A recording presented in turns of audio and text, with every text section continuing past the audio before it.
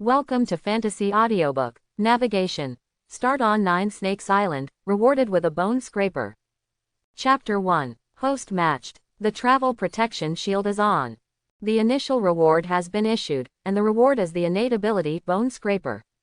Bai Yi fell with a cry of panic.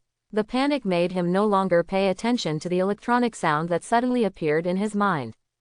What the hell? Where is this? Why did I fall from the sky?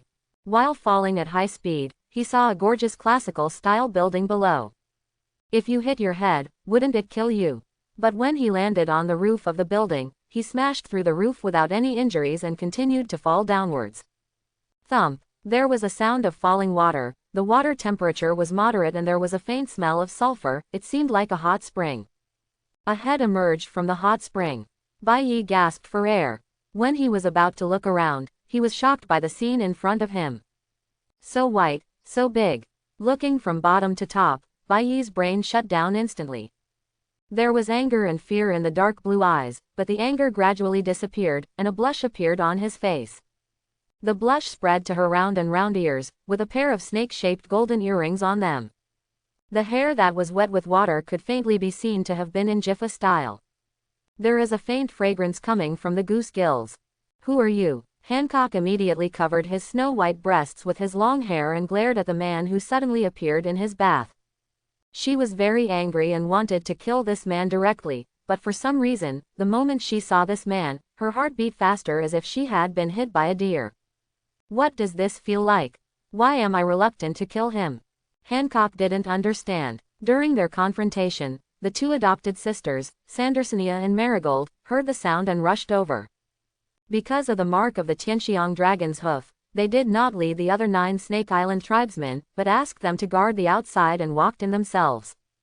Sister. When Sandersonia saw a man appear in the bath, she was instantly angry and wanted to kill him. However, like Hancock, this feeling of anger only appeared for a moment, and the next moment they felt excited, as if the man in front of them was the lover they had longed for in their dreams, so how could they be willing to take action against him? At this time, Bai Yi was still in shock. When he saw Hancock, he thought he had mistakenly entered the bathroom of a coaster. This coaster looks absolutely beautiful and definitely deserves the title of the most beautiful pirate. Moreover, she looks more delicate. Although she lacks the mature flavor of Hancock in the original work, her immature youthfulness makes people unable to take their eyes away. But when he saw the 2 women with strange bodies who came in, the shock in his heart increased again. Is this Sandersonia and Marigold? He looked at the 2 people in front of him in disbelief. If they were Koser, then they looked too similar. If you want to cosplay Hancock, as long as you are beautiful enough and tall enough, it is still possible. However, those 2 adopted sisters are simply not human beings. Apart from anything else, the height of more than 4 meters alone is beyond the reach of humans. Who are you? He heard such questions again and just came back to his senses. This time, he realized that it was rude that he had been staring at a naked girl. The blush instantly spread to his cheeks, and he said sheepishly, "I'm sorry, I don't know why I'm here.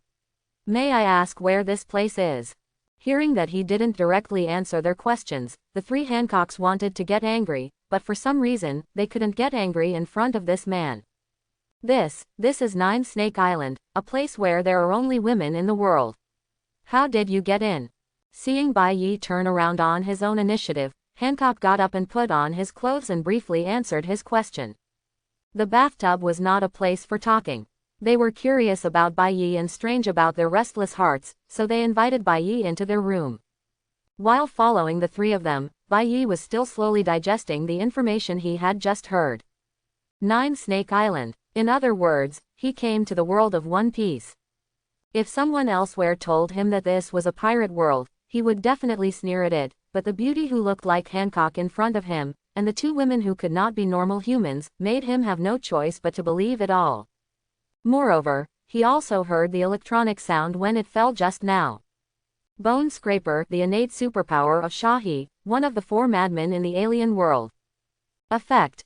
Greatly increases one's attraction to the opposite sex. This effect is passive and cannot be turned off actively. Is this your own system? Since there is a system, it doesn't seem impossible to travel into the world of pirates by yourself. Shahi's Bone Scraper. Only then did he realize why the three Hancock sisters showed murderous intent towards him, but they soon blushed and were very polite to him. I have just traveled through time, but I don't have the strength of Luffy in the original book, nor does he have Luffy's resistance to lust. With his so handsome appearance that he has no friends, coupled with the power of a bone scraper, it is not difficult to charm the three Hancock sisters.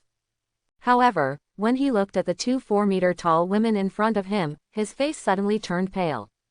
If they used force on him, he couldn't imagine how tragic it would be. Coming to Hancock's boudoir with the three Gorgon sisters, the ubiquitous girl's fragrance spread into his nostrils, making Bai Yi feel a little distraught. "Who are you?" Hancock asked the question again. With Hancock's temper, if he doesn't answer well, he will most likely be sentenced to death. Bai Yi's brain started spinning rapidly, but this question was also an opportunity. An opportunity to not only explain his origins, but also to get closer to the most beautiful pirate. Thinking of this, he immediately had a calculation in his mind. "My name is Bai Yi. I come from a small island in North Blue. Just yesterday, the celestial dragons wanted to capture us as slaves. All my friends were captured. Only I escaped with a special weapon." As he spoke, he looked sad, gritted his teeth, and clenched his fists loudly. "In my lifetime, I will destroy the celestial dragons."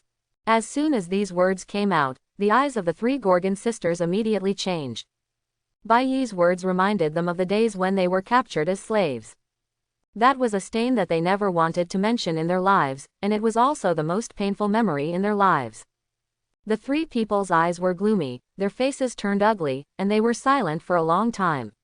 Hancock said, "Those are the world's nobles, the rulers of the world. If you want to destroy them, aren't you afraid of death?" Bai Yi knew that these words had impressed Hancock. He looked directly into her dark blue eyes and spoke firmly. "Afraid? How could you not be afraid? But wouldn't you do it if you were afraid?" The three Gorgon sisters looked stunned, and he continued. "The nobles of the world. Humph, they are the maggots of the world. The dirtiest existence. My power may not be enough to destroy them, but I will surely ignite the fire of resistance for countless people. The celestial dragons will also perish." As he spoke, he showed a bright smile. "Although I am weak, I believe that it will be no problem to kill a few celestial dragons before I die." Hancock and the other three stared at him blankly, an inexplicable feeling rising in their hearts. The humiliation of childhood turned into anger, and then into grief, and tears rolled in his eyes unconsciously. They couldn't believe that there were people in this world who dared to be enemies with the celestial dragons. Even the three of them, having suffered such humiliation at the hands of the celestial dragons, could only bury it silently in their hearts and did not dare to think of destroying the celestial dragons. Moreover, he could tell them three strangers so openly. Isn't he afraid that he will hand him over to the celestial dragons? "If you want to take me to the world government to collect the reward, please feel free to do so. I am no match for you now, but I will never give up on my goal of destroying the celestial dragons." A calm voice sounded. Hancock looked at his handsome face, the influence of the bone scraper further deepened, and the special feeling in his heart gradually increased. Looking into his eyes, Hancock knew that the man named Bai Yi was serious. She silently turned her back and untied her clothes, revealing her jade-white skin in front of Bai Yi. However, there is a fiery red mark printed on this skin that can be broken by a blow. That is the hoof of the celestial dragon that celestial dragons has printed for all slaves. This is. Bai Yi pretended not to understand, and his tone was extremely surprised. Hancock's sad and angry voice sounded. The hooves of the celestial dragon, the heraldry of the celestial dragons, are branded on the people raised by the world's nobles. They are proof of the inferiority of human beings that cannot be eliminated in their lifetime. She bit her lip, hugged her legs with her hands, and buried her head in her thighs. Big tears fell on her legs, which were as white as jade. "We don't want anyone to know our past. We are really afraid to open our hearts to others. We are so scared that we can't help ourselves. Will you look down on us who were once slaves?" Bai Yi was stunned. Hancock's words at this time were exactly the same as what he said to Luffy. And Hancock confiding in him was the first step to accepting him. "Damn celestial dragons." His tone was extremely angry. "There are no slaves in this world. Neither are you. I want to destroy the celestial dragons. Are you willing to join me?" Hancock had already put on his clothes and stood up. Hearing Bai Yi's words, he couldn't help but smile. She turned around and wiped away her tears, with red clouds on her cheeks. At this moment, she saw Bai Yi becoming more and more satisfied. I like you. But she obviously didn't lose her mind. However, I can die with the celestial dragons, but Nine Snake Island cannot. Compared to destroying the celestial dragons, it is my responsibility to protect the island. Besides, you are so weak and you don't even seem to know how to hockey, so how can you implement this great plan? Bai Yi smiled, not only because of the Pirate Queen's recognition of him, but also because of the electronic sound that appeared in his mind. Seduce the Empress, causing Luffy to lose a big help. Host has slightly changed the world line, and will reward one of the 8 magical skills, Luku Immortal Thief. The corners of his mouth raised, and a mysterious and inexplicable chi entered his body, instantly transforming his internal organs into a perfect state. It was also at this moment that he understood what chi was. My island is very remote and I don't know what hockey is, but I also know a special method. Bai Yi said, and released the chi. Although it was weak, the 3 Gorgon sisters could clearly feel it. This is. The 3 of them looked at each other, and their fists were all wrapped in a layer of black hockey, which was armament hockey. They used the fist wrapped around hockey to make contact with Bai Yi's chi. This contact immediately surprised them. What is this? It's very similar to hockey, but why can it leave the body? Bai Yi put away his chi and said to them, destroying the celestial dragons is my goal alone. I will not drag you with me, let alone drag down Nine Snake Island. Give me a boat to leave, and I will do it myself. But at this moment, Hancock already has feelings for him, and coupled with his curiosity about Chi, how can he let him go easily? Nine Snake Island is located in the Calm Belt, and there are a lot of sea kings in the sea. You can't get out even if I give you a boat. Of course Bai Yi knew this, but he still frowned. Then how did you get out? The 9 Snakes pirates can't just stay on the island. Hancock did not answer him, but said, your hometown has been destroyed, and you may even be wanted by the world government. Even if you get out, where can you go? Bai Yi frowned. Seeing his appearance, Hancock smiled. Since you have nowhere to go, how about staying on 9 Snakes Island first? The beauty's smile was as bright as a flower. At this moment, Bai Yi was stunned. Seeing his crazy look, Hancock felt happy. At this time, she no longer had the usual feeling of disgust when seeing a man obsessed with her beauty.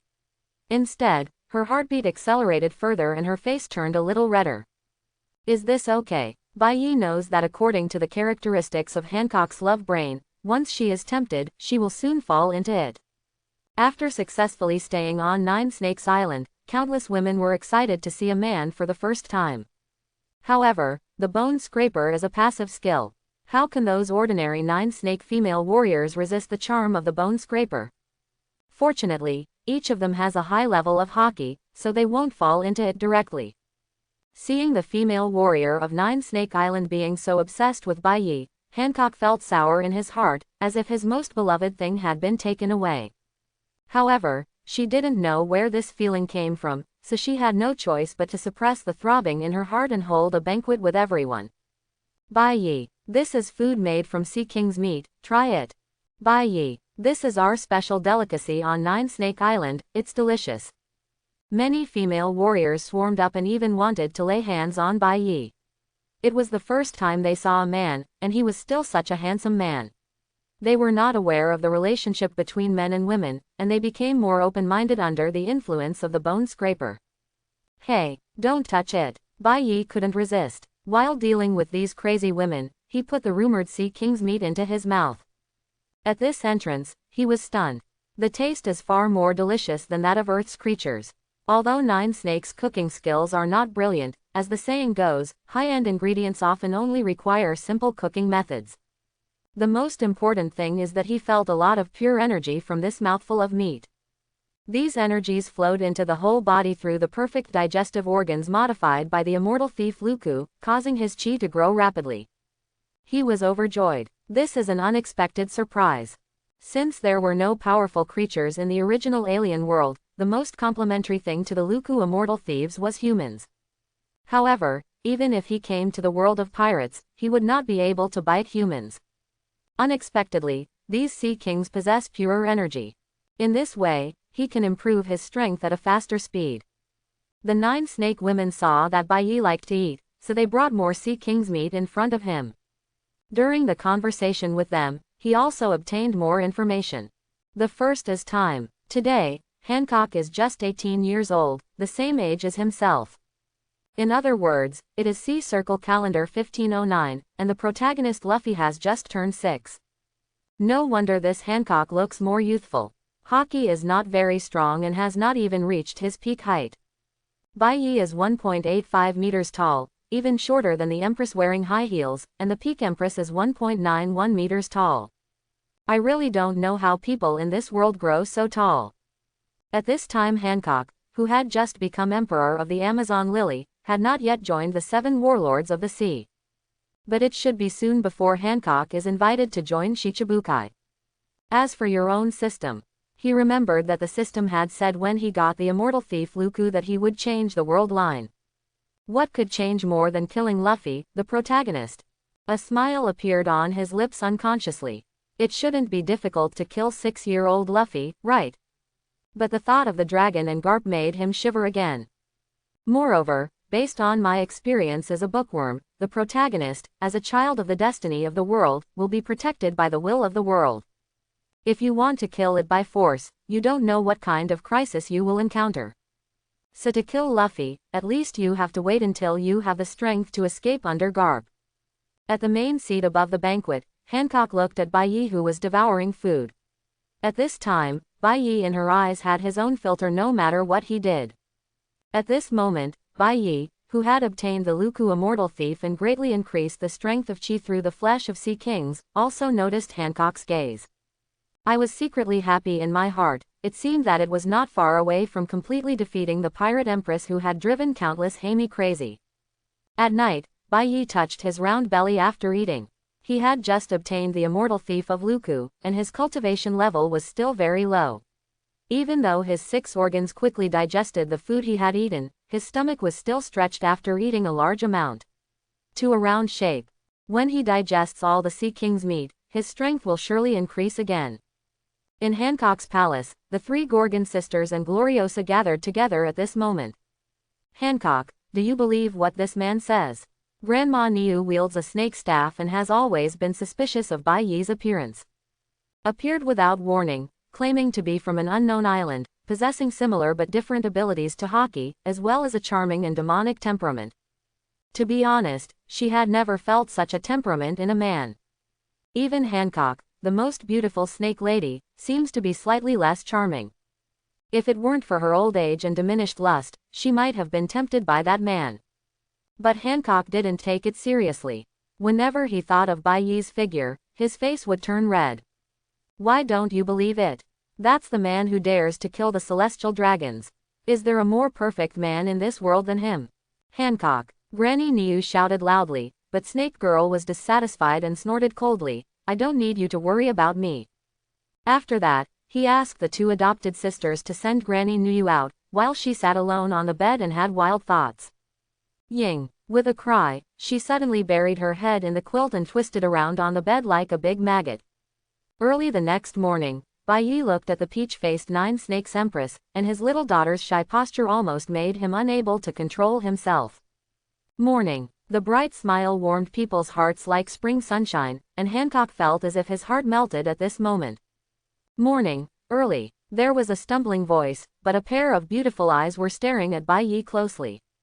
Well, Bai Yi suddenly said embarrassedly, I wonder if you can teach me Haki and physical skills.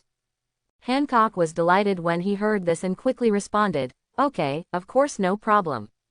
After thinking for a while, she added, can I learn that magical method of yours? Bai Yi smiled, naturally he wanted it, of course. The female warriors of 9 Snake Island who saw this scene felt a little sour in their hearts. They knew that the Empress was already attracted to this man. Then of course they can't compete with the Empress. Besides, how could they possibly win over the most beautiful woman in the pirate world who possesses peerless grace? Last night, she saw that Bai Yi liked Sea King's animal meat, so she ordered a large amount of Sea King's delicacies to be served for breakfast. Bai Yi was surprised, but he was disrespectful and swallowed them all. Wisps of the purest chi are transformed from the 6 organs and enter the body, and the strength increases by 1 point again. After the meal, Hancock personally taught the use of Bai Yi Haki. So this is Haki. Bai Yi, who already has chi as his basic skill, immediately understood the essence of Haki after Hancock's explanation. This is also an alternative use of chi. However, people in the pirate world can only use chi to strengthen their physical bodies, and have not evolved more skills based on this. But judging from the advanced version of emission, some powerful people have realized the deeper use of chi. 18-year-old Hancock Haki is not very powerful. She is still more accustomed to relying on fruit abilities to fight. But her talent is also extremely strong. Even if she has not studied Haki for a long time, she still has good strength.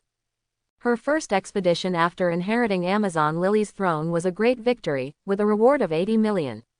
Soon the world government will invite her to join the 7 warlords of the sea. Now that he had received his explanation of chi, Hancock thought for a moment, and a ball of invisible chi lingered on his arm. This mass of chi is no longer black and can leave the body. Hancock, you are such a genius. Bai Yi sighed sincerely. Hearing his praise, the 18-year-old girl's heart felt as sweet as honey, and the red glow of happiness flew up her cheeks. You taught me well. Tisk. The 18-year-old empress's coquettish behavior is even more deadly. His heart was pounding, and Bai Yi couldn't bear it. The atmosphere gradually became charming, and the 2 people who were teaching and learning from each other stopped to explain unknowingly. The beauty was in front of her, her fragrance was as fragrant as an orchid, and her red lips were so tempting. Bai Yi took a step forward unconsciously, and when she saw him coming forward, Hancock felt shy and hopeful. Hancock. As soon as he opened his mouth, he heard Granny Nu's voice, Hancock. You are being rewarded. Both pairs of eyes looked resentful at the same time. Granny Nu held a newspaper in her hand, and on the newspaper was Hancock's reward order. Lady Shiji has been offered a reward of 80 million. The surrounding female warriors shouted frantically for Lord Snake. In this era where bounties have not yet depreciated, 80 million is already a sign of becoming a great pirate. It is said that Crocodile, who was only 20 years old, was offered a bounty of 81 million belly and was later invited to become the 7 warlords of the sea. Amazon Lily is a pirate country, and the Yellow Emperor's bounty represents the country's combat power, which can serve as a deterrent to pirates with evil intentions. Hearing the amount of his reward, Hancock smiled proudly. This is only her first expedition. After she defeats several more large pirate groups and marine fleets, her bounty will definitely be higher. However, Granny Nu's shout also destroyed the charming atmosphere before. She was blushing and did not dare to look at Bai Yi. She turned her head and her heart was pounding. Bai Yi sighed. Although a good thing was ruined, Hancock has already sunk. He can just wait for another opportunity, and he is not in a hurry. After Hancock's explanation, he was now able to use the weapon color proficiently, and he also had a certain feeling for the sight color, but only Conqueror's, this natural king, he had no clue about. Although Conqueror's Haki is not his only support, the later battles in the pirate world rely on Conqueror's entanglement. Without Conquerors, wouldn't there be one less way to fight the enemy? Hancock saw him frowning and thought he was disappointed because he didn't have Conquerors, so he stepped forward to comfort him. Maybe your Conquerors hasn't awakened yet, so don't worry too much. Bai Yi shook his head, but he was not disappointed by this. I have a general understanding of Haki, please teach me taijutsu next. He made such a request, and Hancock responded shyly, okay. Hancock's physical skills are mainly based on leg skills, and she can even use her legs to bring her fruitful abilities, so the physical skills she teaches are also leg skills. However, these long, straight and white legs always arouse Bai Yi's attention, making it difficult for him to focus on the practice of physical skills. Hancock soon noticed Bai Yi's eyes lingering on his legs. But she was not angry, but delighted. However, it was teaching time now, so she could only cough lightly and remind, Bai Yi, do you remember this trick? Bai Yi woke up in shock. Ah. Sorry, can you demonstrate it again? Hancock. Kicks are all basic kicks, and the key lies in the technique of exerting force. Bai Yi found that he had a high level of understanding in this area and quickly mastered the essentials of kicks. Then, he asked to go to the jungle of Nine Snake Island to verify the results of his practice with those beasts. It's too dangerous to fight against wild beasts. Why don't you let me practice with you? Although Bai Yi's strength has improved rapidly with the help of Luku Shantief and Sea King's meat, Hancock can still notice that he is still weak now. Although it was great to be a sparring partner with a beautiful woman, Bai Yi still refused. Because Hancock's strength is too much higher than hers, she won't attack with all her strength. Only wild beasts will fight to the death with themselves, and only in that way can there be any meaning in fighting. He refused Hancock's company and came to the jungle of Nine Snakes Island alone. Soon he saw a huge wild boar. I will attack you first in my first battle. This wild boar is bigger than a buffalo, weighing at least 500 kilograms. If he were in this world, he would definitely be a powerful being that could defeat a tiger. Bai Yi felt a little uneasy. After all, he was just a modern ordinary person. Suddenly confronting such a big guy, it was inevitable that he would feel nervous. He still overestimated his courage. However, the strong men in this world can easily destroy the world, and even the Sea Kings are huge. If he couldn't even kill this wild boar, how could he hope to carve out a new world? After concentrating his mind, he mobilized Qi, making all the cells in his body active. When the wild boar saw someone daring to challenge him, he rushed towards him without thinking. As the wild boar got closer and closer to him, the fear and tension in his heart slowly disappeared, and he was extremely calm at the moment. He stared closely at the wild boar's movements. Just when he was about to be hit, he suddenly jumped out to the right, narrowly avoiding the wild boar's collision. Then the concentrated Qi wrapped around the right fist and forearm, showing a jet black color. None other than armament hockey. Boom! A circle of hits made the wild boar feel pain and howl, but this also stimulated its ferocity, and the attack became more and more ferocious. Can't hit. Bai Yi recalled the feeling just now. This wild boar has thick skin. If he keeps his fist closed, it may be difficult to kill him. At this moment, he had a new understanding of the indigenous strength of this world. I really don't know how Luffy Ace and the others were able to kill the huge beast at a young age. The wild boar was furious and charged again. This time, he had the experience of fighting for the first time and dealt with it more calmly. Slightly deflecting the wild boar's charge, Haki wrapped his right leg and kicked the wild boar in the ribs. The strength of his legs was much greater than that of his fists. The wild boar staggered. He grabbed the wild boar's tusks and kicked the wild boar in the temple. Behind a big tree, Hancock quietly looked ahead. I saw a young man gasping for air there, and in front of the young man was a huge wild boar carcass. Bai Yi's fighting posture is so handsome. She was acting like a nymphomaniac, but an old voice behind her made her unhappy. Hancock, we don't even know the details of this man now, how can you sink in? Hancock turned back and glared at Granny Nu, snorted coldly, turned and left. Granny Nu frowned and watched Hancock go away. The girl she had rescued was becoming more and more rebellious. Seeing Hancock go away, she appeared in front of Bai Yi.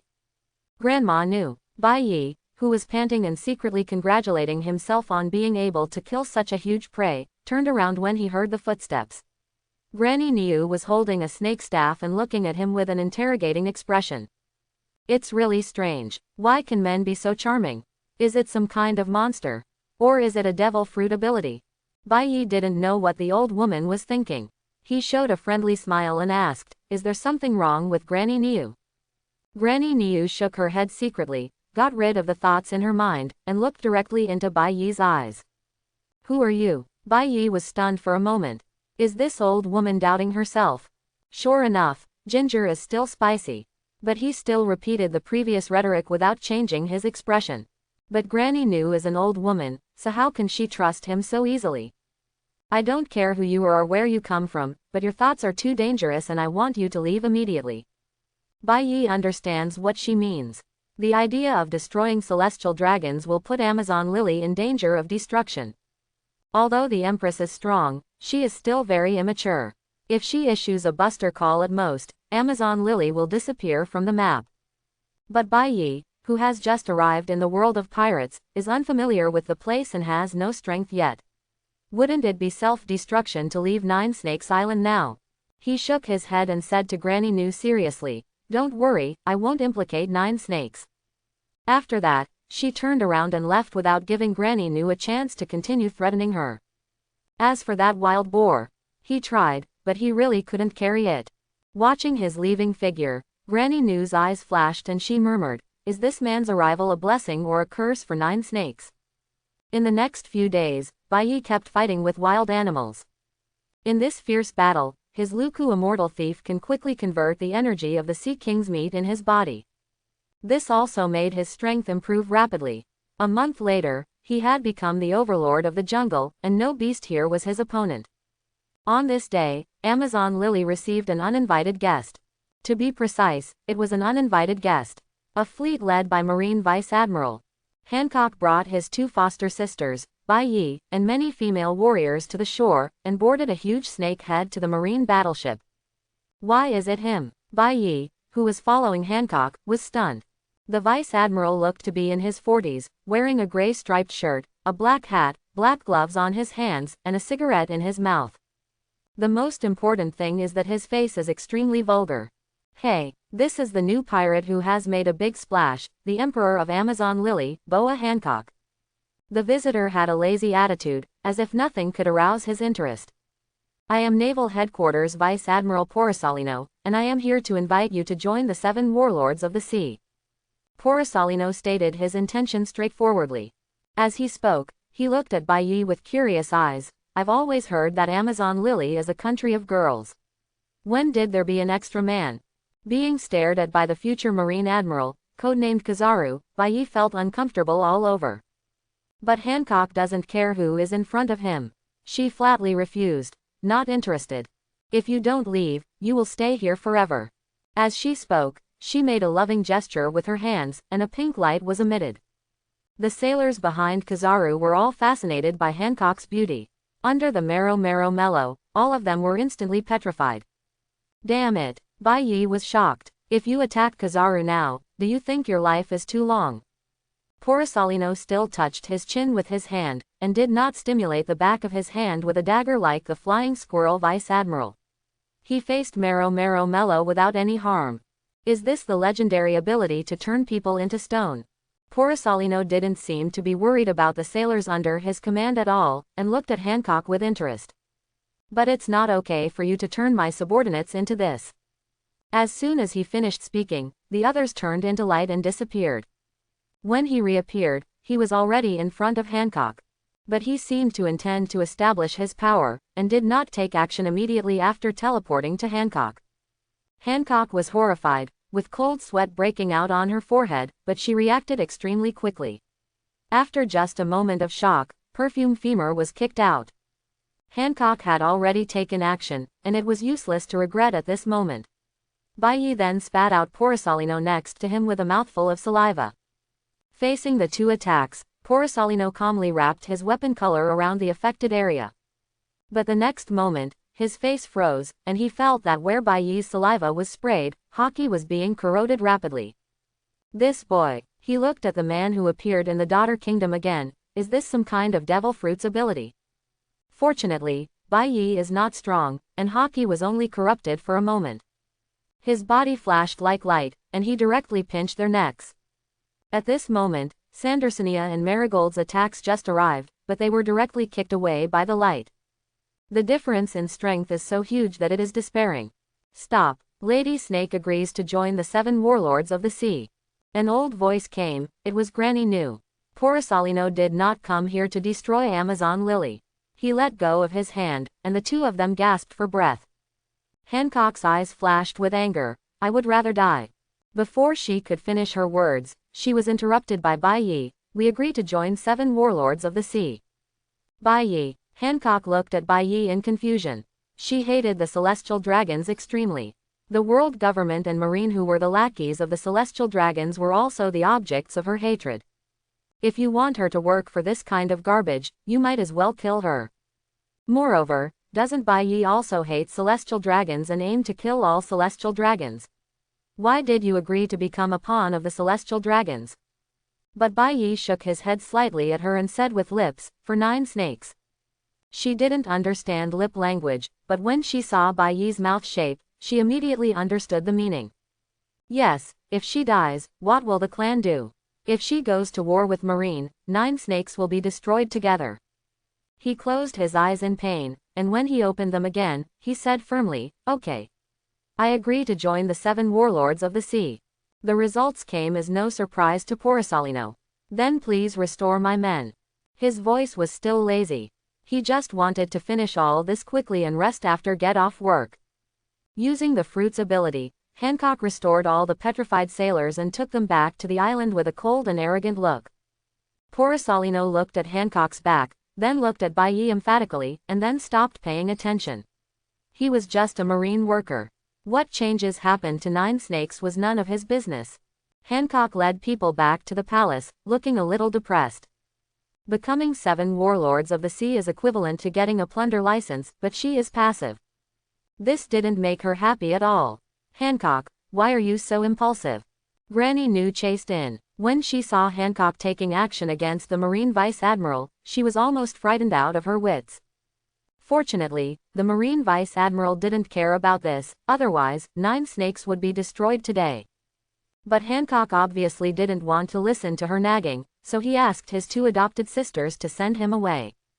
Hancock. When she was taken out, Granny Niu was still yelling angrily. Baiyi passed by her and said softly, "Leave it to me." Then walked towards Hancock. Baiyi. Hancock was in a bad mood and wanted to be alone, but when he saw Baiyi approaching, he was reluctant to let him out. Revenge is not death. Baiyi came to her side, and his soft voice melted the girl's depression. "The Vice Admiral who came today is already close to the strength of an admiral, and will definitely be the next Marine Admiral. To kill the celestial dragons, our enemies are many and very strong. Because of this, we must be patient and patient. Although this Vice Admiral is strong, he is already 45, and you and I are only 18. I believe that it won't take long for our strength to reach the peak of this world. By then, no one will be able to force you to do anything. By then, destroying the celestial dragons is just a matter of seconds." Listening to his words, the clouds in the girl's heart were cleared. She thought of the magical chi. After getting the chi sense, Baiyi also gave it to the immortal thief of Luku. With Sea King's meat supplement, she can clearly feel her strength improving rapidly. Therefore, as Baiyi said, the day when you stand at the top of the world is really not far away. Thinking of this, a pair of beautiful eyes looked at Baiyi's eyes as deep as stars, tender as water. The girl who was already in love with her was fueled by the bone scraper, and a fire rose up in her belly. Under the dantian, it seems to be gradually getting moister. "Baiyi!" The girl yelled and threw her pet Salome out. Salome was confused outside the door. But she still closed the boudoir door very sensibly and quietly stood outside. The temperature in the boudoir rose, and Baiyi felt that her cheeks were hot and her lips were very dry. Looking at the red lips in front of him, he couldn't help but lean forward and murmured Hancock's name.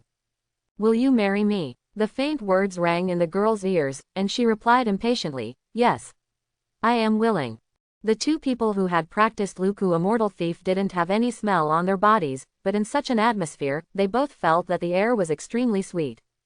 One night of love is unlimited. The good news is, Hancock is still perfect. Early the next morning, Baiyi walked out of the Empress's boudoir refreshed and ran into an angry Granny Nu. "You and Shiji. Ah, just as you thought." Baiyi's bright smile made Granny Nu want to strangle him to death. Ignoring Baiyi, Granny Nu ran towards the palace bedroom. As soon as she arrived at the door, she happened to meet Hancock who was getting dressed and going out. The flush on her cheeks clearly told Granny Nu this fact. "Shiji, you are unexpected." Hancock was originally full of sweetness, but when he opened the door and saw Granny Nu, he suddenly felt disappointed.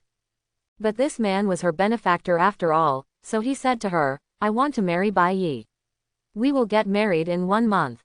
Granny Niu was shocked when she heard this, but now the deal was done, and Shiji had been penetrated 3/3 of her belly, and she knew she could no longer stop her. Hancock snorted arrogantly. "I am now in the shape of Baiyi." Ignoring Granny Nu, Hancock went out excitedly to look for Baiyi. After she left, the second sister Sandersonia asked Granny Nu in confusion. "Granny Nu, why are you so disgusted with Baiyi? He is so handsome, and he teaches us his magical skills for free, and my sister likes him so much. It should be a great joy for them to get married." During this month, Bai Yi also handed over the cultivation of chi to all the 9 snakes female warriors. Now that Hancock has been captured, this will also be his first base camp, and it is natural to strengthen his own people. However, he did not pass on the immortal thief of Luku to others, but only taught it to Hancock. It is precisely because the female warriors have learned chi's practice that their strength has now been significantly improved. This also greatly increased their affection for Bai Yi. But for some reason, Granny Niu always dislikes Bai Yi.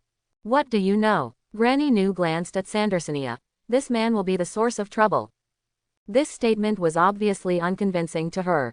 Tisk, Granny Niu, you don't know how to divination, how can you say such a thing? The 3 sisters had all been slaves of the celestial dragons and suffered all kinds of humiliation.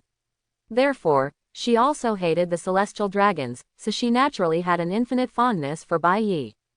Hancock's orders reached the entire 9 Snakes Island.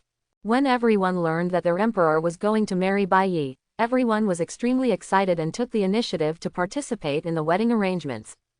At this moment, Bai Yi and Hancock were walking on 9 Snake Island. The two of them were just like the most ordinary college sweethearts in the world, without the slightest hint of the charm of a strong person. He and Hancock discussed getting married a month later after exercising together. Originally, as a major force in the pirate world, Amazon Lily's emperor's wedding was bound to send out invitations from all directions. But men are prohibited from logging in here, so they did not release the news to the outside world. However, some close people still have to be invited. For example, Shaki, who once helped Hancock return to 9 Snakes, and Rayleigh. Silver Rayleigh, the right wrist of Roger the Pirate King, is known as Pluton. I can't believe that after meeting Kizaru just now, I will soon meet Pluton Rayleigh again. Naval Headquarters. After Porisalino handed over the task, he told Marshal Kong about Bai Yi. In the Marshal's office, Buddha's Sengoku and Garp are both here at this time. A man appears in Amazon Lily. Kong found it incredible. For many years, the women of Daughter's Island would go outside the island if they wanted to get married and have children. There has never been a precedent of bringing a man back to the island. Garp smiled and said, "It's just a daughter's country. A vice admiral can destroy it. There's no need to pay so much attention." Sengoku was about to say something, but after hearing Garp's words, he felt it made sense. Who is the vice admiral of this era? Garp, Crane, Sakazuki, Porisalino, Kuzan. No matter who is dispatched, 9 Snake Island can be easily destroyed. It really doesn't require too much attention. Since Boa Hancock has joined 7 warlords of the sea, there is no need to worry about 9 snakes. Kong also regarded this matter as a trivial matter and turned to Sengoku and said, "Have you investigated the matter of op fruit clearly? This is the devil fruit that the world government wants, and we must get it even if it costs a sky-high price." When it came to business, Sengoku's expression immediately became serious. It has been basically confirmed that it is in the hands of a group of pirates. What the world government demands is actually the will of the 5 elders. There is no room for error in this mission. After saying this, Kong laughed again. "I am getting old and it is time to step aside. After this mission is over, it will be up to you, Sengoku, to take over the position of marshal." When Buddha Sengoku heard this, he quickly said, "Master Kong, you are in good health, why did you suddenly abdicate?" Kong shook his head and said helplessly to Garp, "Aren't you willing to be promoted to admiral?" Even in front of Marshal Kong, Garp was still reclining on a chair, holding senbei in his hand and eating it relaxedly. "No, how good a vice admiral is, I don't want to be an admiral." Kong was not surprised by this answer. Garp gave almost all of his military achievements to Sengoku. Otherwise, he would have been promoted to admiral long ago. Garp should even be the one to replace him as marshal. "Forget it, do whatever you like." Kong had a headache when he saw Garp. "After Sengoku takes over my position, I will promote Sakazuki, Porisalino and Kuzan to admirals, and then promote a new batch of vice admirals. Wish you a happy ending, Lady Snake. Don't worry, Lord Snake-G, we will make the wedding beautifully arranged." On the shore of 9 Snake Island, a large group of female warriors waved to the pirate ship on the sea. This pirate ship is called the Perfume Serpent. It is dragged forward by 2 huge serpents. It has red flags and a pirate flag consisting of a skull surrounded by 9 snakes. It looks like the sun from a distance. It is the ship of the Nine Snakes pirates. Hancock and Bai Yi stood side by side, closely followed by their pet Salome, who had been with him for many years. Hancock nodded proudly to the female warriors who were staying on Nine Snakes Island. When he heard the word wedding, his pretty and fair face turned red again. Amazon Lily is a pirate nation. Now that they have joined the 7 warlords of the sea and obtained a robbery license, they can rob passing merchants even more unscrupulously. Of course, the main targets of robbery are other pirate groups. Bai Yi stood on the bow of the boat, blowing the sea breeze. The fantasy scene of the past has come true today. Is this sailing? He narrowed his eyes slightly, smelling the scent of the waves, and his heart surged. This trip to sea will be his first actual combat since time travel. I'm still a little excited in my heart. Now that he has a foothold, he is thinking more about the future. There is no doubt that the system is the best shortcut to becoming stronger. Just change the world line. Are there any other big events in the pirate world at this time? He tried to recall the plot in his memory. Sea Circle Calendar 1509. Marine wanted to buy op fruit from pirates at a sky-high price, but was intercepted by Rocinante and eaten by Luo. The location is Mignon Island in North Blue. Op fruit's ability is extremely heaven-defying. Although its immortality function cannot be used by Bai Yi, its ability to freely cut and manipulate in the room space is unparalleled. Moreover, op fruit is also one of the few fruits that he has a chance to obtain if he knows the location. Wait until next year. CP9 agent Fuzzyfu will be hijacked by Shanks on the way to escort rubber fruit, and eventually eaten by Luffy. The other devil fruits are basically stored in the hands of the world government or the big pirate. However, the specific time of the op fruit incident cannot be determined. It can be seen snowing in the drama, so it should be winter, but the climate in the pirate world is weird. It doesn't only snow in winter, there are even places like Winter Island where it snows all year round. But there is no need to worry. On the one hand, I am still too weak now. On the other hand, he was about to get married to Hancock, so he had to wait until after the wedding to talk about anything. Besides, the participants in the incident were Doflamingo and Marine. Neither of these parties is something that I can fight against now. While thinking, the perfume Colubrida had already sailed out of the calm belt and into the South Blue, led by 2 giant sea snakes. The sea was calm, and Bai Yi felt dull after the initial novelty. Fortunately, I was accompanied by a beautiful woman, so I simply went back to the house to do some of my favorite things. 5 peaceful days passed like this, and Hancock's complexion became moister. Early this morning, he had just eaten a large piece of sea king's meat when he heard an alarm from the female warrior on the observation deck. Enemy attack! Enemy attack! As the alarm sounded, everyone immediately went into combat readiness. Bai Yi also wiped the corner of his mouth and followed Hancock out of the hatch. There was still fog on the sea at this time, but the outline of a large pirate ship could still be vaguely seen. The faint skull flag was flying, and a cannonball had been fired. The third sister, Marigold, immediately took a step forward, raised the long knife in her hand, and cut the cannonball into 2 pieces. HMPH. Dare to attack the Nine Snakes pirates. You are really looking for death. The female warriors fought back one after another. Argenton set up the rocket launcher on his waist and fired at the opponent. A dozen archers also drew their bows and shot arrows at the same time. The arrows wrapped in armed colors made a sonic boom sound, but they were all blocked by a big axe. The 2 ships were getting closer and closer. Seeing that the double-gun bombardment could not sink the other side, at the moment they connected, both sides launched attacks on the other side's ship at the same time. Is this the female warrior of Nine Snakes? Put down your weapons and I will spare your life.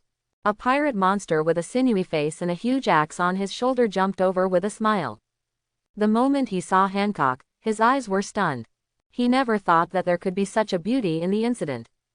At this time, Hancock was still a newbie in the pirate industry, not well known, and did not yet have the title of the most beautiful woman in the world.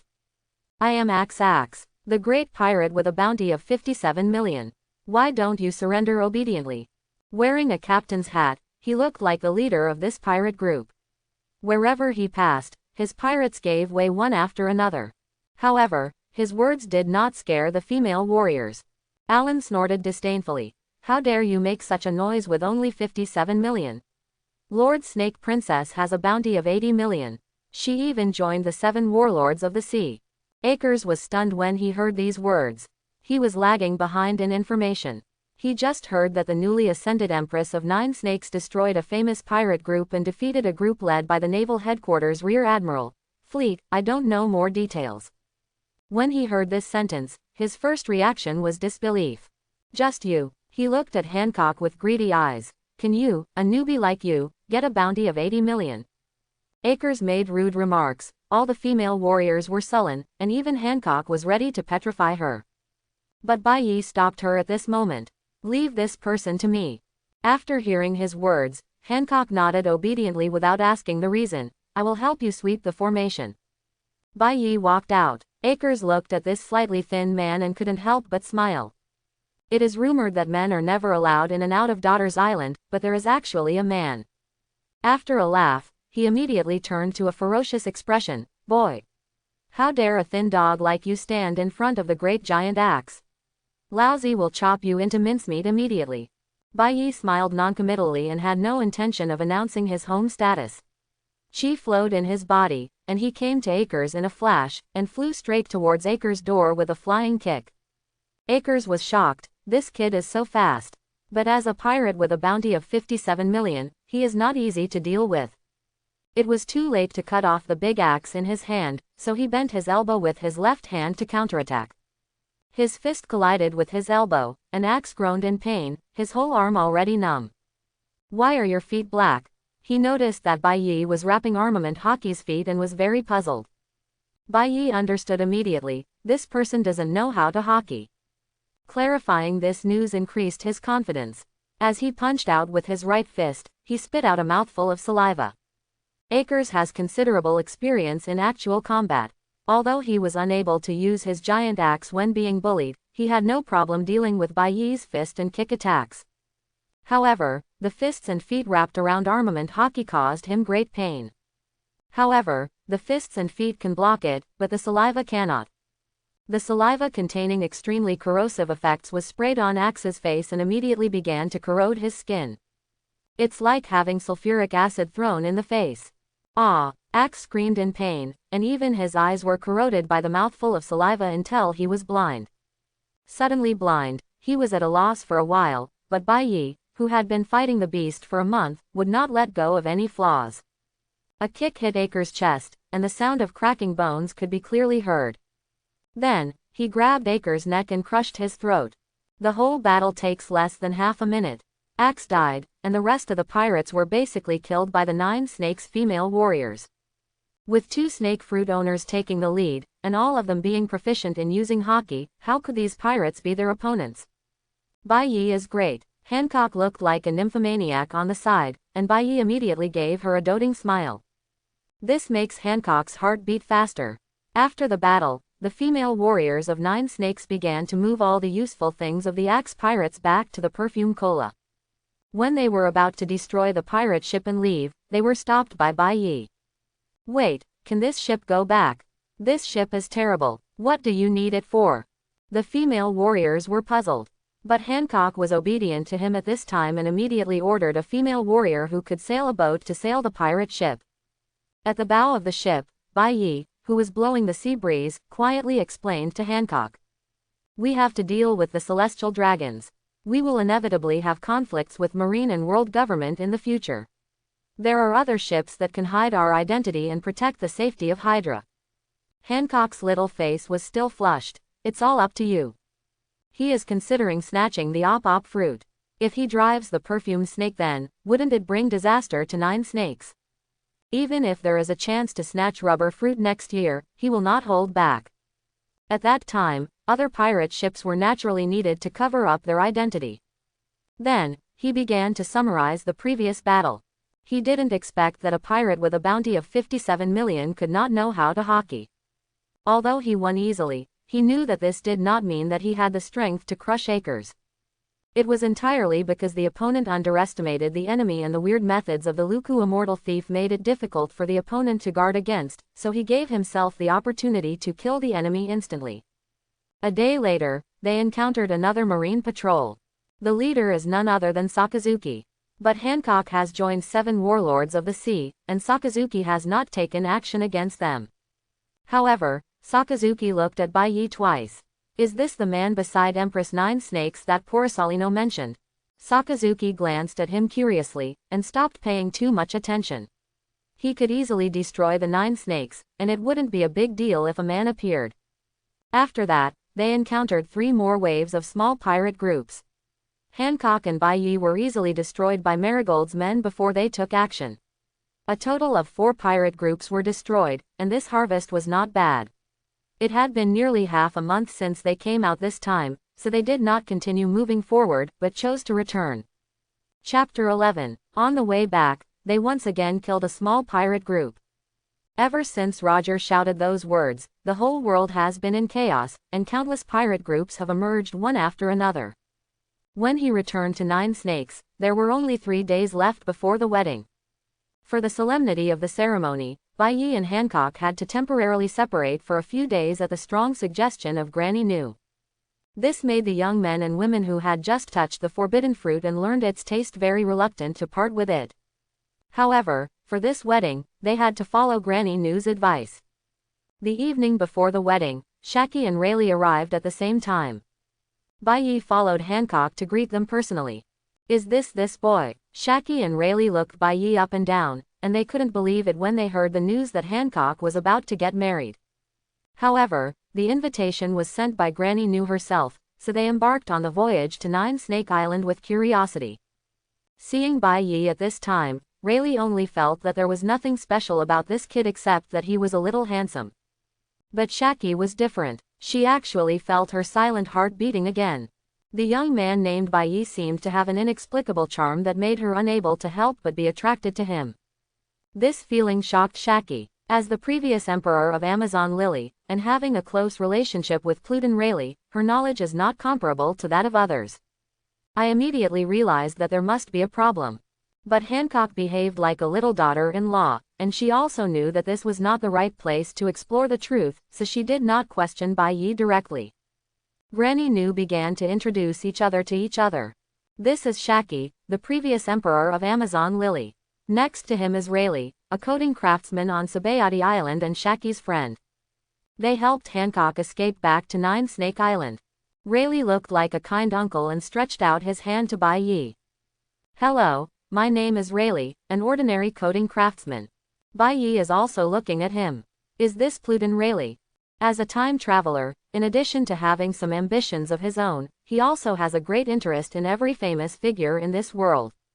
It would be a lie to say that I am not excited to see the real person now. Holding Rayleigh's hand, he smiled.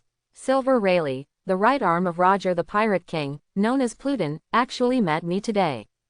His voice was not loud, but it was like thunder in the ears of Rayleigh and Shaki. Their smiles instantly froze. Who is this guy? Rayleigh has been living in seclusion in Sabayati for so many years. How could this kid know so much about it? Even Hancock doesn't know this secret. Who are you? How do you know? At this moment, Rayleigh's eyes were no longer cloudy, but filled with edge like a sharp sword. Seeing Rayleigh's vaguely hostile gaze, Hancock immediately stood in front of Bai Yi and looked at Rayleigh. What Pluton? What One Piece? She doesn't care. As long as someone dares to hurt Bai Yi, he will be her mortal enemy. Bai Yi gently pulled Hancock behind him and met Rayleigh's eyes. Bai Yi, I was born in an unknown island in North Blue. The old man who taught me my skills once told me your story, and also told me that the famous Pluton Rayleigh has now become a coding craftsman in seclusion. I think the person he is talking about is you. Rayleigh frowned. Since he lived in seclusion, even most of Roger's crew members didn't know his whereabouts. Who is this person who knows his true identity? What's his name? Bai Yi shrugged. How did I know? He asked me to call him Lao Tianxi, but he didn't tell me his name. After saying that, knowing that Rayleigh didn't believe it, he used his energy to attack Rayleigh. But Rayleigh easily blocked the punch with one finger wrapped around emission Haki. But he also felt a different energy from Haki. This kind of energy obviously cannot be created by the man in front of him. So, the old man he mentioned is indeed a person. But no matter how Rayleigh searched his memory, he still didn't know who this person called Lao Tianxi was, and he had never seen this kind of strange energy. This forced him to re-examine the young man in front of him who could impress Hancock. Come in and talk. Bai Yi made an inviting gesture to Rayleigh. Rayleigh looked at Bai Yi for a long time and then said slowly, okay. In the palace, Bai Yi and Hancock sat in the main seats, while Rayleigh and Shaki sat in the guest seats. Knowing that Rayleigh was confused, Bai Yi said straight to the point. You have seen the disappearance of 100 years in Raftel, and you have also understood the truth of the world, but Roger's time is running out, so you plan to wait for the birth of the next king. Rayleigh was expressionless. Do you think you will be the next generation of pirate king? Bai Yi smiled and said, the king of thieves is still a thief after all. It's not interesting, but the celestial dragons have been doing evil for too long. It's time for them to step down. Rayleigh was surprised by Bai Yi's words. Celestial dragons, they are godlike existences in this world. Who dares to disrespect them? You have so much strength, how dare you say such big words? Bai Yi didn't pay attention to his ridicule. The tree that hugs each other is born from the smallest grain. The 9-story platform starts from the base soil. The journey of 1,000 miles begins with one step. A tiny ant nest is enough to collapse a dike. A single spark can start a prairie fire. The most important thing is that they bullied Hancock. Bai Yi didn't mention the so-called destruction of his hometown, but Rayleigh was a little moved by his words. But when Hancock next to him heard his last sentence, he immediately fell into the fantasy of love again and began to continue his own strategy. If you want me to help you fight against the celestial dragons, then give up. After Roger's death, I have become anonymous and will no longer participate in these disputes. Rayleigh thought he had seen through Bai Yi's plan, so he immediately stopped thinking about him. This young man was too mysterious for him to believe. Bai Yi also knew that it was impossible to ask Pluton Rayleigh to serve him, and this was not his purpose. This method is called qi. He once again compressed a ball of qi condensed in the palm of his hand. This is a more clever use than emission. Rayleigh didn't know why he suddenly talked about this again, but when he heard the word emission, he was shocked. Because emission is just a name for Wano-kuni, and they, the strong men outside Wano-kuni, do not change it to this name. In Qi-zhong, he did feel that it was a more advanced technique than emission. Are you from Wano-kuni? Facing Rayleigh's temptation again, Bai Yi shook his head. No, I'm from a small island in North Blue. Then, he stared into Rayleigh's eyes. I can give you Qi's cultivation method. Rayleigh was stunned when he heard this. What do you need me to do? Bai Yi looked at Hancock, his eyes full of tenderness. Help me protect Amazon Lily. Seeing his tenderness and hearing the words of the guardian Amazon Lily, Hancock felt even sweeter in his heart. At this moment, he was already thinking about the details of the wedding and had no intention of listening to this conversation. Rayleigh said, 9 Snake Island is in the calm belt, and Hancock has joined the 7 warlords of the sea. Why do you need me to protect it? Bai Yi replied, after getting married, I plan to go to sea with Hancock, but if Hancock leaves, he will lose the force of deterrence, so I need your help. We have joined the 7 warlords of the sea, so Marine will not come to trouble, but some pirates may covet this place, which requires your help. Those who are weak do not need your help, but if a strong person appears, they will need your help. Rayleigh looked at him and began to worry. Although he said that he was no longer born, a method of using hockey that was even more advanced than emission made him extremely excited. The left and right are just protecting Kuja Island. This place is in the calm belt, and 99% of pirates cannot invade here. Even if there are individual pirates who are able to break through the calm belt, they can still be eliminated by the female warriors on the island. This was how life was lived here for thousands of years before Hancock appeared. As for the strong, Whitebeard doesn't bother to threaten these women. Kaido is busy making trouble in Wano-kuni. Big Mom's sphere of influence is all over the world, and as for the next level, they also have their own sphere of influence. There are very few situations where you need to take action yourself. Thinking about it this way, it's a surefire deal. Good, he immediately agreed. But I said it beforehand. If you provoke Marine and are attacked by Marine, you will not be within the scope of my protection. For such a man who dares to talk about killing celestial dragons, it is not surprising that he will do anything once he goes to sea, so he must make his words clear in advance to prevent himself from being used as a gun. Nature. Bai Yi had no objection.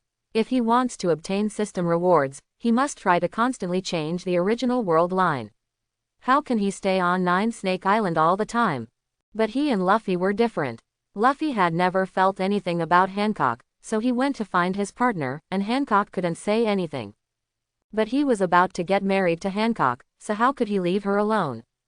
If she takes Hancock with her, she will definitely be worried about her country. Therefore, bringing Pluten Rayleigh as a bodyguard is enough to reassure Hancock. So he didn't really plan to let Rayleigh help. After this transaction, it will also facilitate future communication with Roger's remnants. The conversation ended, Rayleigh and Shaki got up and left. When they walked out of the palace, Shaki told Rayleigh about the strangeness he sensed in Bai Yi. Charm, he is a man, so naturally he does not feel this way. Is it some kind of devil fruit ability? We haven't noticed that he has any ill intentions towards Nine Snakes Island yet. If he has a conspiracy, I will definitely help you eradicate him. As far as this conversation is concerned, Rayleigh is generally satisfied with Bai Yi. As for whether the charm you mentioned is Devil Fruit's ability, we'll find out if we try it another day. After speaking, he tried to practice according to the movement method of Qi taught by Bai Yi. When the colorless Qi moved along the meridians, he immediately sensed the mystery, and the corners of his mouth raised slightly. It's really interesting. Early the next morning, before the sun rose, there was a knock on Bai Yi's door. Bai Yi got up and opened the door. A tall but extremely beautiful woman appeared in front of the door with a group of women. Mr. Bai Yi, I'm a Flandella, responsible for your dressing up before the wedding. They were holding basins, white suits, and toiletries in their hands. After letting these people enter the room, he sat obediently on the stool and let them dress him up. Their movements are slow but meticulous. A full hour later, Bai Yi's makeup was completed. He stood in front of the mirror, and his already handsome appearance was even more beautiful at this moment. When paired with the white suit, the girl in the room blushed and her heart beat. Some people even had the idea of snatching this man away to be their groom. Fortunately, Hancock had a lot of prestige, and they finally suppressed the throbbing in their hearts. Walk out of the room and head to the wedding venue. In the sky, there is a big bird hovering in the sky. He just glanced at it and didn't pay much attention to it. In the wedding hall, Hancock in a white wedding dress is already waiting here, and Amazon Lily's important tasks are all present. In the crowd, he also saw Shaki and Rayleigh. He stepped forward, took Hancock's hand and walked forward, put a wedding ring on her and declared his love, and the two kissed each other in front of everyone. At this moment, a big bird flew into the hall, and the camera on its forehead flashed. But it didn't stay long and left quickly after taking a few photos. Shaki in the crowd looked at the big bird flying away and frowned. Is that a person from Morgan's? Rayleigh appeared from behind a tall female warrior. With his familiarity, he noticed the big bird as soon as it flew in. Then he immediately hid himself to avoid being photographed. The wedding of the Emperor of the Daughter Kingdom is big news. How could Morgans miss it? Rayleigh did not take action to kill the big bird, which was a human with the ability of the bird fruit, and did not know where the World Economic News got the news of the Empress wedding. Bai Yi also noticed the big bird that suddenly flew in, but his attention at this time was completely in his mind. Marrying the Empress changed the life trajectory of Boa Hancock. Rewarding the fairy boy's life, 5 directions revealed truth. The wedding ceremony soon ended, and a carnival party began. When the two newlyweds entered the bridal chamber, a newspaper with the two people hugging and kissing had been produced. The title is astonishingly, Surprise! Empress Amazon Lily is getting married. Who is the mysterious man? Morgans was very satisfied with the news. He praised the handsome subordinate in front of him and ordered the newspaper office to print the newspaper quickly. The next day, when Bai Yi and Hancock walked out of the room, he told Hancock about going to sea. Don't we often go to sea? While talking to Rayleigh, Hancock was thinking too much and didn't notice Bai Yi's intention to go out. You don't go to sea for plunder, but you go to see a wider world. And, I want to go back to my hometown to see it first. Bai Yi explained his plan. I am willing. As long as I follow you, I am willing to go anywhere. Bai Yi is preparing to tell Hancock about Rayleigh's backhand to address her concerns. But she didn't expect that before she said anything, the girl was already impatiently dreaming about life in a world of 2 people. Is it just the 2 of us? It seems that things are progressing more smoothly than expected. The next troublesome thing is how to convince the female warriors of Nine Snake Island. Especially Granny knew, she will definitely object to Hancock going out. Master Shiji, are you going to sea with Master Bai? Master Shiji, won't you take us? The two adopted sisters were even more shocked when they heard the news. Sister, are you going to abandon us? Hancock had no choice but to reassure them, you two have to protect the country for me. We won't be out all the time. We will be back after a while. What Bai didn't expect was that Granny Niu didn't stop them from going to sea. Now it is a foregone conclusion that the two will get married, not to mention that Bai tied Pluton Rayleigh to the Nine Snakes ship, which made her very satisfied. She knows that if she wants to grow, she must go out. Or, when they go out for a walk and see the power of the world government, they may give up their plan to kill the celestial dragons. So, she actually started to speak for Bai. With the help of Granny Niu, they finally made the Nine Snakes female warriors accept the fact that the two of them went to sea. Then, everyone was preparing the necessary living supplies for them to go to sea, especially a large amount of food and fresh water. Although the two of them no longer need to eat to practice Luku Immortal Thief, the others don't know. It's hard to give up the kindness, so I have to accept it. They also knew that Bai liked Sea King's meat, so they processed all the remaining Sea King's meat on the island and gave it to the two of them. As for the ship they used to go out to sea, it was the pirate ship captured when they killed the giant axe. This ship was also scrubbed clean by the female warriors, and a simple repair and modification was also carried out. And replace all living utensils in it. By the time all this was over, it was already 3 days later. In the early morning, the modified pirate ship set sail amid the cheers of the female warriors. The bottom of this pirate ship is also carried by 2 large sea snakes. Because the purpose of this trip is the North Blue, the fastest way is to cross the calm belt from Kuji and enter the first half of the Grand Line, then go directly to the Sabayati Archipelago, pass under the Sea of the Red Line, and then cross the calm belt. Therefore, these 2 sea snakes are crucial. Although there are no sea snakes as huge as the 2 big snakes on the Perfume Cola on Nine Snake Island, the size of this ship is only 1/3 of the size of the Perfume Cola. There are still 2 slightly smaller large sea snakes. On the ship, Bai, Hancock, Salome and Shaki are all here. Shaki wanted to return to the Sabayati Archipelago, so he took this smooth-sailing boat. Rayleigh stayed on the small island near Nine Snakes, guarding it silently, and at the same time studying the operation method of chi taught to him by Bai. Bai specially waved goodbye to Rayleigh. It's funny to say that last night, the old man actually invited him to swim in the sea. You don't need to think twice to know that this is testing whether he has the ability of devil fruit. Bai did not refuse. During the swimming process, the relationship between the two got closer. Rayleigh also gave him some tips about hockey. Don't you fly the pirate flag? During the voyage, Shaki and Bai chatted. Bai replied, we are not traveling as Nine Snakes this time, so naturally we cannot fly the flag of the Nine Snakes pirates. If we establish other pirate groups, I have not thought about it for the time being, so that's it. Also, if you don't fly the pirate flag, you won't be attacked by Marines, which can save you a lot of trouble. Although Marine won't attack, other pirates act like dogs after seeing a cock. These pirates were not very strong, so they easily eliminated them, but they also captured a lot of treasures. On the Sabayati Archipelago, Shaki disembarked and introduced them to a coding craftsman. This is the only way for pirates to go to the New World, so Rayleigh is not the only coding craftsman. However, the skills of other coding craftsmen are far behind Rayleigh. He didn't know the specific time of the op fruit transaction, so he didn't want to delay too much here. After coding, it goes directly into the sea. Is this the world under the sea?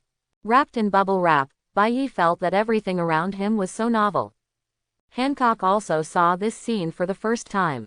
She hated the celestial dragons. After escaping from Mariajoy, she never went to the Red Line and usually only traveled around Kuja. The activity area is basically only the first half of the Grand Line and the South Blue. Bai, Hancock suddenly said. Bai was confused. I feel like I'm not afraid of the sea anymore. Bai was surprised. After eating devil fruit, you will be repelled by the mother of nature, the sea, and those with devil fruit's abilities will also be afraid of the sea. Although this mentality can be overcome, people with abilities will still instinctively reject the sea. But now, Hancock looked at the seawater in front of him, and his heart felt extremely calm, as if a child abandoned by his mother had returned to his mother's arms again. Hancock felt as if he was no longer rejected by the sea. If they weren't at the bottom of the sea now, she would definitely jump into the sea and give it a try. Bai Yi's mind raced, and he quickly came up with a guess. Maybe it was the work of the immortal thief Luku. The immortal thief of Luku is the ultimate in body refining. By creating the most perfect digestive system to process all the energy entering the body will eventually reach its most perfect form, which is what the saying goes, the sanctification of the body. The side effects of devil fruit are obviously physical defects, and it is not impossible for Luku immortal thief to repair such physical defects. If this guess is true, then you can eat devil fruit with confidence. Before, I was still thinking about whether I should eat the op fruit myself if I really got it. Now it seems that there is no need to hesitate anymore. I don't know if the body evolved by the Luku immortal thief can withstand the blessing of multiple devil fruit at the same time. This can be verified later. The ship sank deeper and deeper, and light could already be seen not far ahead. Where was the Dragon Palace Kingdom? Would you like to visit the Dragon Palace Kingdom? At this moment, Shirahoshi is only 3 years old, and Fisher Tiger is not dead yet. Thanks to the efforts of Princess Otahime, the fish and mermaids are barely friendly to humans. Vanderdecken IX has not yet confessed his love to Shirahoshi, the celestial dragons have not arrived, and Princess Otahime has not been killed. At this time, if Hody Jones is killed in advance, the fate of the entire Dragon Palace Kingdom will also be changed, and there is a high probability that you will be rewarded by the system. He was considering the feasibility of this matter in his mind, but he heard Hancock's voice exclaiming, "Bai Yi, why is there light at the bottom of the sea?" "That's the Fishmen Island, a world under the sea." Bai Yi informed Hancock of the relevant information about the Dragon Palace Kingdom. "Bai Yi, can you go there and have a look?" After all, the 18-year-old Hancock is not yet a powerful man in the future. When he is alone with Bai Yi, he becomes more and more like a little daughter. Bai Yi thought for a while, and since Hancock wanted to go, let's go and see it. It just so happened that he was also quite curious about the Fishmen Island. The boat landed in the Fishmen Island. As soon as the two got off the boat, they saw another boat standing next to them. The skull and crossbones flag flying on the ship indicated that it was a pirate ship. When the two pirates who were ordered to stay behind saw Hancock's beautiful appearance, they immediately became lustful. "Paul, is there such a beautiful woman in this world?" A pirate with scars running across his face poked the arm of his companion. "Gulu." The pirate swallowed unconsciously. "Catch her. Let's have some fun before the boss and the others come back." "Ha ha, I'll kill that man first." As they spoke, the two jumped down with knives. "Hey, woman over there, you are attracted by me. Come here and serve me." Bai Yi and Hancock looked at the two people expressionlessly. There are always people who think life is too long. After a while, there were only two bodies left on the ground. Bai Yi and Bai Yi clapped their hands and walked forward. After taking only 2 steps, they saw a group of people running towards them. There were probably more than 30 people in this group, and each of them could vaguely be seen carrying a sack on their backs. Bai Yi, who didn't want to get into trouble, wanted to get out of the way, but a faint voice of, "Stop," came to his ears. In the distance, there seemed to be many murlocs chasing him. "Hancock, do it." He immediately understood what these people were doing. The sacks on their backs must be all plundered mermaids. Hearing the sound of Bai Yi's hands, Hancock didn't ask why. He touched his lips with his fingers, and a huge pink heart-shaped object appeared. She pulled the object back like a bow, and suddenly a large number of pink arrows emerged from it. Come. It is one of Hancock's skills, slave arrow. How could the flying pirates resist the rain of arrows? They were fascinated by Hancock at the first sight. The slave arrow fell on him, and all the 30 pirates were immediately petrified. Bai Yi didn't even have a chance to take action. The two men stepped forward and untied the sacks one by one. As expected, they were filled with mermaid girls captured by these pirates. Some of them were accidentally injured by slave arrow. Under Bai Yi's instruction, Hancock lifted the petrification of these girls. "Who are you?" When the girls emerged from the sacks, they were a little frightened at first. However, the two people in front of them were extremely beautiful, which made them very fond of them. Bai Yi possesses the innate power of a bone scraper, and coupled with his perfect appearance, he is extremely attractive to these girls. And Hancock relies on his peerless elegance and the effect of the love fruit, and his charm is even more attractive to both men and women. The mermaid girls all blushed with embarrassment, and they even began to imagine having sex with these two humans. "Brother, are you human? You are so good looking." When the mermaid girls were in love, a cute childish voice came, attracting the attention of Bai Yi and Hancock. The two looked down and saw a young mermaid. She looks to be only 4 or 5 years old, with short light green hair that is extremely smooth, pink fish tail swinging back and forth on the beach, and a chubby little face that is extremely cute. The cute little mermaid made Bai Yi feel pity for her. He knelt down and picked her up, and asked gently, "Little sister, what's your name?" The little mermaid only felt that this big human brother was very kind. She was not afraid of strangers, so she replied crisply, "My name is Kami. Kami went out to play and was caught by those bad guys." "Thank you, big brother, for saving Kami." Bai Yi was stunned. Kami, isn't this the little confused mermaid? Being caught by pirates at such a young age, this child is really in trouble. Calculating the time, Kami was indeed only 5 years old at this time. While the few people were talking, the fishmen and mermaid pursuers from behind had also arrived.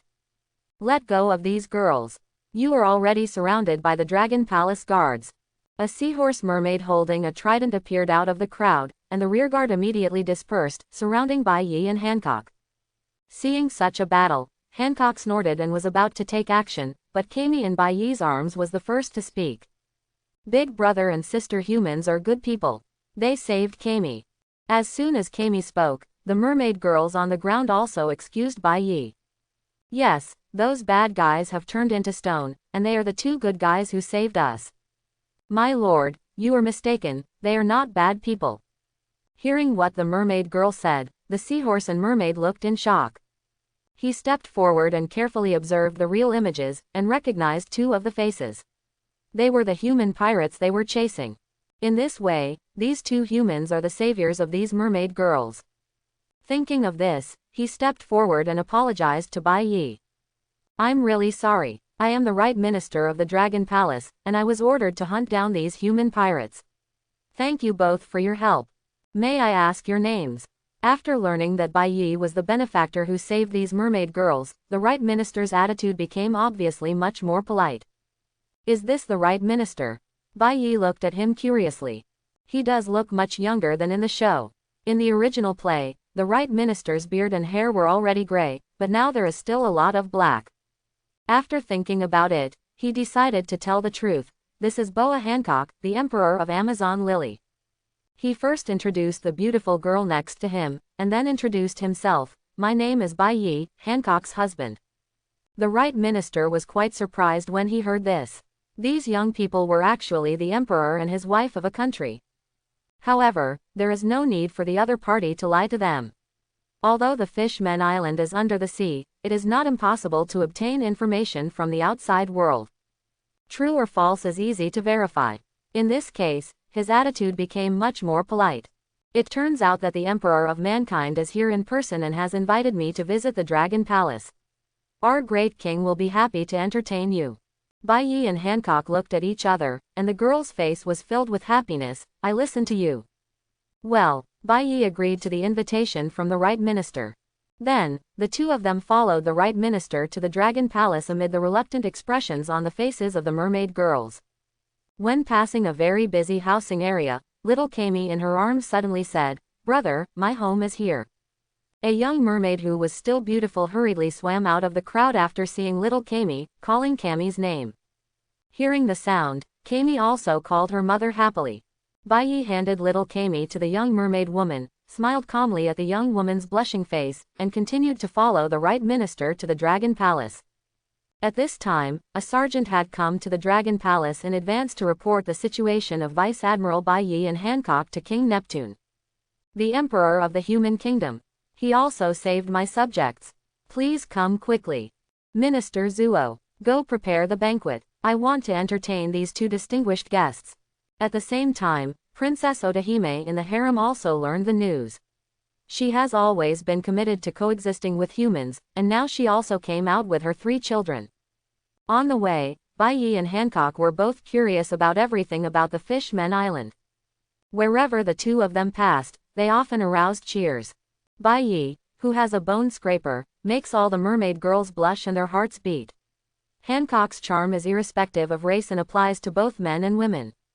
When they arrived at the Dragon Palace, there were many Dragon Palace guards along the way. He paid attention to the appearance of each guard, hoping to find Hody Jones among them. However, until he came to the main hall of the palace to meet Neptune, he had not seen a fish man who looked similar to Hody Jones. This made him recall the plot again. Hody Jones was born in Sea Circle calendar 1492, 1 year younger than Hancock. In other words, Hody Jones is only 17 years old now. He joined Neptune's army as an adult and shot Princess Otahime to death in 1512. In other words, Hody Jones is not in the military yet. As a result, it would be more difficult for him to find Hody Jones. But the advantage is that if it can be found, it can be easier to assassinate without alerting the officials of the Fishmen Island. King Neptune, thank you both for saving my subjects. Neptune was cheerful and hospitable, and Princess Otahime also came from behind at this time. Are you the humans who saved the mermaid girls? Compared to Neptune, Otahime's attitude was more friendly, but when he saw Bai Yi, his heart palpitated for some reason. What's wrong with me? She felt strange in her heart, but her face couldn't help but become much rosier. Taking a deep breath, he suppressed the throbbing in his heart and began to take the initiative to chat with Bai Yi. Are you a human emperor? Otahime was surprised by Hancock's identity. Can you speak to the Fishmen Island during the World Government meeting? Otahime never forgets her pursuit. But Hancock said coldly, Amazon Lily is not a member of the world government, we are a pirate country. Otahime, turns out to be a pirate. Moreover, I have joined 7 warlords of the sea. Hancock hit another hard blow. But Otahime is very eloquent. Even if the other party is a pirate, the pirate who helped them is still a good person. She naturally switched to another topic. Next to him, Bai Yi's attention was attracted by a huge and young mermaid. This mermaid looks to be only about 3 years old, but its body is over 2 meters tall. Her pink curly hair, blue eyes, and blush make her look extremely cute. Is this Princess Shirahoshi? Being watched by Bai Yi, little Shirahoshi not only didn't feel scared, but felt that this human man gave her a very kind feeling. Taking the initiative to come to Bai Yi, she was shorter than Bai Yi with her fish tail curled up. Looking up at Bai Yi, I felt pity for his innocent eyes. Brother, my name is Shirahoshi, what's your name? Even her voice was waxy, more delicate and cute than little Kami. Bai Yi felt like her heart was melting. My name is Bai Yi. Bai Yi said to Shirahoshi with a smile. Wow, big brother, is your surname also Bai? Shirahoshi's surname is Bai too. Neptune, when did you change your surname to Bai? Shirahoshi is your name okay? Tired. Bai Yi laughed loudly when he heard this, and couldn't help teasing little Shirahoshi. Yes, both of our surnames are Bai. Then, can I call you Brother Yi? Little Shirahoshi was very happy. The big human brother in front of him was not only good-looking but also very easygoing. Seeing the chat between Bai Yi and Shirahoshi, Princess Otahime, who was chatting with Hancock, remembered her children and introduced them to them. These are my children, Shark Star, Emperor Star, Carry Star, and Shirahoshi. Don't look at how big Shirahoshi has grown, she is only 3 years old now. Without Hody Jones and Vanderdecken X causing damage, their trip to the Dragon Palace went smoothly without any accidents. While several people were chatting, a waiter came back and told Neptune, King, the banquet is ready. At the banquet, Hancock sat next to Bai Yi, but she did not sit on the chair, but sat directly on Salome who was curled up. The mermaids kept dancing and singing, and food and wine were constantly served. Those singing and dancing mermaid girls kept ogling Bai Yi. Obviously these mermaid girls were more fiery and unrestrained. Bai Yi, who was enjoying the beautiful scenery, suddenly heard jealous hums around him, and with a shiver in his heart, he focused on the food. Looking at the delicious food in front of him, he only ate meat from sea kings. Although these sea kings are incomparable to the giant sea kings that protect Shirahoshi, their flesh still contains extremely pure energy. Hancock originally only had a limited taste in food, but after he taught him about Luku, Immortal Thief, he became more and more thirsty for energy. Seeing Bai Yi enjoying his meal, little Shirahoshi even took the initiative to sit next to him and pour him wine. After the meal, Shirahoshi didn't want to be separated from him, so he said, "Brother Yi, let me take you to visit the Fish-Men Island." Neptune looked at his daughter, who had a close relationship with Bai Yi, and felt a little heartbroken. If his daughter hadn't been only 3 years old, he would have wondered if Bai Yi had any strange thoughts about his daughter. "You are so young, do you know the way around the island?" Bai Yi smiled at her. I. These words confused little Shirahoshi. She was only 3 years old, so she knew nothing about it. Seeing her embarrassment, everyone couldn't help laughing. This smile actually made little Shirahoshi blush. Woo! Unable to help tears welling up in her eyes, Bai Yi quickly stopped laughing, forgetting that she was still a timid star. In the end, the right minister took the initiative to act as a tour guide, and little Shirahoshi followed him. Together they walked out of the Dragon Palace and headed to various parts of the Fish-Men Island. Geelong Court Square, Coral Hill, Mermaid Bay, Sea Forest, etc. But when they came to a dark street, the right minister seemed to dislike it and took Bai Yi and others to change directions. Bai Yi asked thoughtfully, "This should be Fishman Street. If nothing else, Hody Jones is here now." Then, when passing a corner, he suddenly exclaimed, "Ah! My ring is missing." Ring. Upon hearing the name, Hancock hurriedly looked at his hand, and sure enough, their wedding ring was gone. She immediately became anxious. How could it be lost? Seeing the two people's panic, the right minister was also at a loss. "What ring?" "I will send someone to look for it. If you really can't find it, our Dragon Palace will accompany you with one." Bai Yi pretended to be wearing makeup on his body for a long time, and finally said in frustration, "Maybe I accidentally left it on the road. Wait for me here for a while, and I'll go look for it." The right minister, Shirahoshi, and Hancock all wanted to help, but he said, "I am very fast. I will go back along the road and have a look. If I fall on the road, I will be back soon." After saying that, without waiting for anyone to reply, he ran back alone. Hancock and the others had no choice but to wait for him where they were. After leaving the sight of several people, Bai Yi immediately rushed towards the Fishman Street in his memory. Unexpectedly, before he could reach Fishman Street, he was blocked by 3 fishmen. "What are you doing?" He pretended to be panicked and looked scared. "Humans are the lowest race in the world. Anyone who dares to come to the Fishman Island will die." Their eyes were filled with hatred for Bai Yi, or in other words, hatred for human beings. "I am a distinguished guest of King Neptune. If you hurt me, you will all be punished," he shouted loudly, and the 3 fishmen looked at him with even more contempt. Is this human beings? Such a cowardly and inferior race. Why should they occupy the richest place? They all had short swords in their hands. They waved the short sword and charged at Bai Yi. Bai Yi immediately turned around and ran away. He seemed to be in a panic and ran into a dark street. The moment he ran into the street, at the corner next to him, a little mermaid showed his curious head. "Isn't that a handsome big brother? How come you are in a place like this?" The 3-headed fishman chasing him laughed loudly when he saw him running in here. "Dare you run here? It seems like today is your day to die." The 3-headed fishmen pressed forward step by step. Just when the short sword in their hands was about to strike Bai Yi, the sound of footsteps came from the side, etc. Hearing this voice, the 3-headed fishman immediately put down the short sword in his hand. A great white shark man with long black curly hair and sharp teeth walked slowly over, holding a rusty steel fork in his hand. Behind him were a dozen dirty fishman gangsters. "Boss!" the 3-headed fishman shouted respectfully.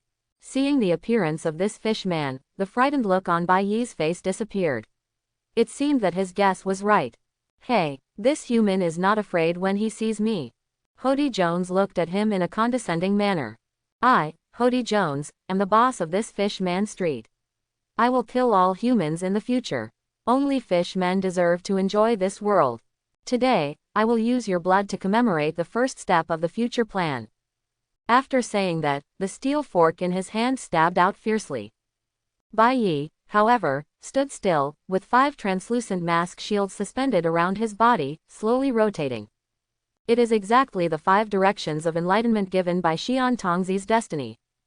The steel prongs pierced the shields, and they were found to be as hard as iron walls. He was immediately furious, his arm suddenly thickened, and he raised the steel fork to stab it again. The 5 directions revealed truth remained impregnable. How can it be? While he was dazed in confusion, Bai Yi's hand of will stretched out like lightning and strangled his neck. He was lifted up with huge force, his neck was pinched, and the steel fork in his hand fell to the ground. Hody Jones's face turned purple and he could no longer breathe. The fairy boy's destiny gave him not only the defensive skills of 5 directions, but also a strong body and natural power. He exerted force with his fingers and heard a crisp sound, indicating that Hody Jones's throat bone was crushed. But the opponent was a fishman, and he didn't know if he could kill him by just breaking his throat bone. He used another force on his hand, and the whole palms were directly held together. Hody Jones's neck was crushed by him. The head rolled to the ground. At least in the worldview of the pirate world, without the devil fruit ability, decapitation would mean death. Sure enough, just when he squeezed Hody Jones' neck, a systematic voice came from his mind.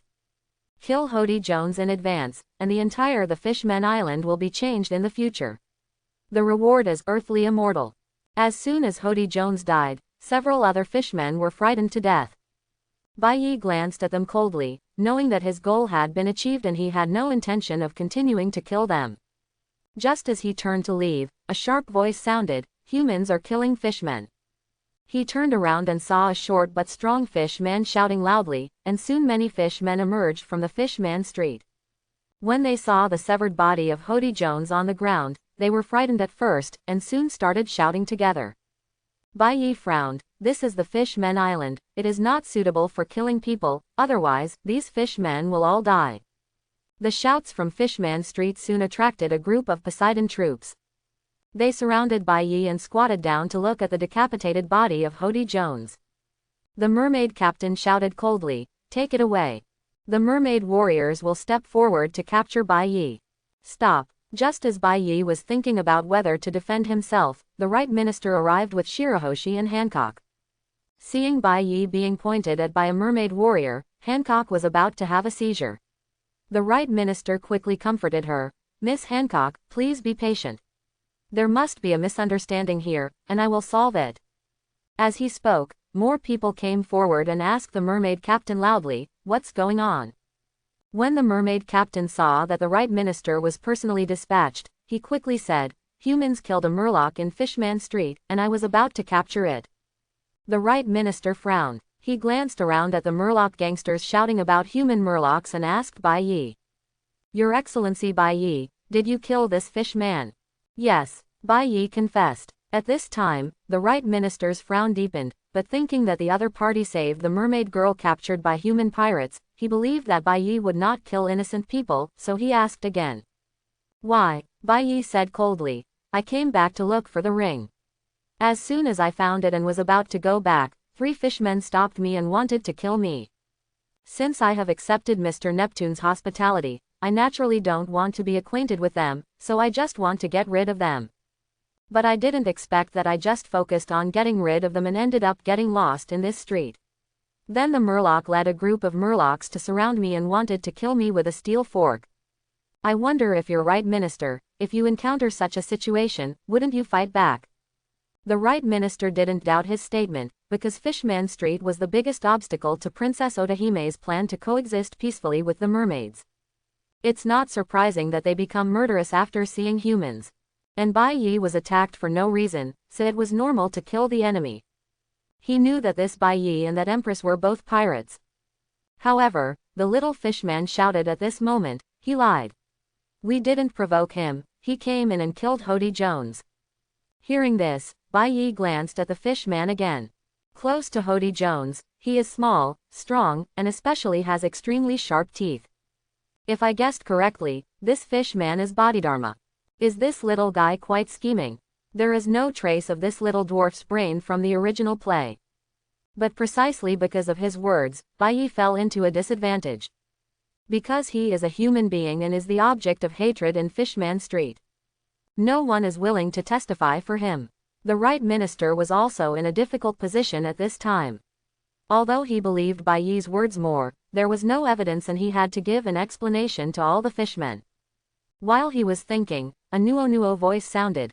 Well, I can prove that the human eldest brother was driven out of the fishman street by those 3 fishmen. A young mermaid figure struggled to get in. Bai Yi looked up and saw, yo, isn't this little Kami? Why did the little girl come here? The right minister remembered this little mermaid. When he led his troops to surround Bai Yi and Hancock, this little mermaid was in Bai Yi's arms. Yes, little Kami tried her best to raise her voice to the loudest. Kami saw it. Those 3 fish-bearing men have been chasing the human brother, and the human brother was chased into the fishman street. As she spoke, she pointed at the 3 fishmen in the crowd, the same 3 who wanted to kill Bai Yi in the first place. The 3 fishmen suddenly panicked, and they quickly defended themselves. We didn't. She lied. When little Kami heard this, she immediately became angry. Kami didn't lie. It's just you bad guys who have been chasing the human big brother. Kami also saw you holding a knife and saying you wanted to kill your human brother. Tisk. Bai Yi gave Kami a thumbs up in his heart. He didn't expect that this little girl could help him so much. With the witnesses, the right minister immediately stopped panicking and said to the Poseidon army captain, take all these fishmen away. I will interrogate them when I get back. Yes, the captain immediately led his troops to capture these fishmen. But Fishman Street has become a lawless zone not only because of neglect of management, but also because the gangsters here are fearless. At this time, the short fishman attacked the soldiers who wanted to capture him, and shouted, humans kill fishmen. The Poseidon army actually helps humans bully fishmen. Is there any justice in this world? Neptune does not deserve to be king. Damn it. Bai Yi was shocked. This is the real warrior. How dare you say such rebellious words directly? Sure enough, when the right minister heard this, he was furious. Originally I just wanted to lock up these fishmen for a few days. But now, if you don't kill them, they are all Neptune's benevolent people. When the soldiers of the Poseidon army heard this, they worked harder to catch them. At this moment, more Poseidon army came and joined the ranks of catching these fishmen. But even though Bodhidharma was caught, he still shouted, the Poseidon army like this is a shame to us fish people. The unscrupulous king will be overthrown sooner or later. At this time, the look in Bai Yi's eyes had lost its atmosphere, and all that was left was pity. Have you been brainwashed into a fool? But in the corner that he didn't see, several fishmen and mermaids were quietly watching this scene with their own weapons. I didn't expect Hody Jones to die like this. I thought he could accomplish something big. Otherwise, let's go and join Boss Tiger. No, I don't agree with Tiger's philosophy. After such an incident, the right minister no longer wanted to take Bai Yi and others to visit the Fishmen Island. Your Excellency Bai Yi, I want to take these traitors back. Please excuse me. Bai Yi nodded to express his understanding. It doesn't matter, we have visited a lot of places, your business is important, and it's time for us to leave. He lowered his body and picked up little Kami. Why did you come here? Little Kami said with some embarrassment. Kami came out to play and didn't know how she ended up here. Then she saw you, big brother, being chased by them. In Dragon Palace City, Neptune has ordered all the fishmen to be thrown into prison. You're leaving now, don't you want to stay for a few more days? Princess Otahime still likes this pair of human young men and women. They are strong, but not racist, and are friendly to all mermaids. They are exactly the allies she can win over. Shirahoshi was a little reluctant when he heard the news that the two were leaving. Brother Yi, can you stay a few more days? During this trip together, the relationship between Bai Yi and Shirahoshi got closer. He reached out to stroke her hair, took out a phone bug from his arms and said to her, Brother Yi and Sister Hancock are going to travel the sea. If you encounter difficulties or are bullied, you can contact Brother Yi through the phone bug, and Brother Yi will come to help you immediately.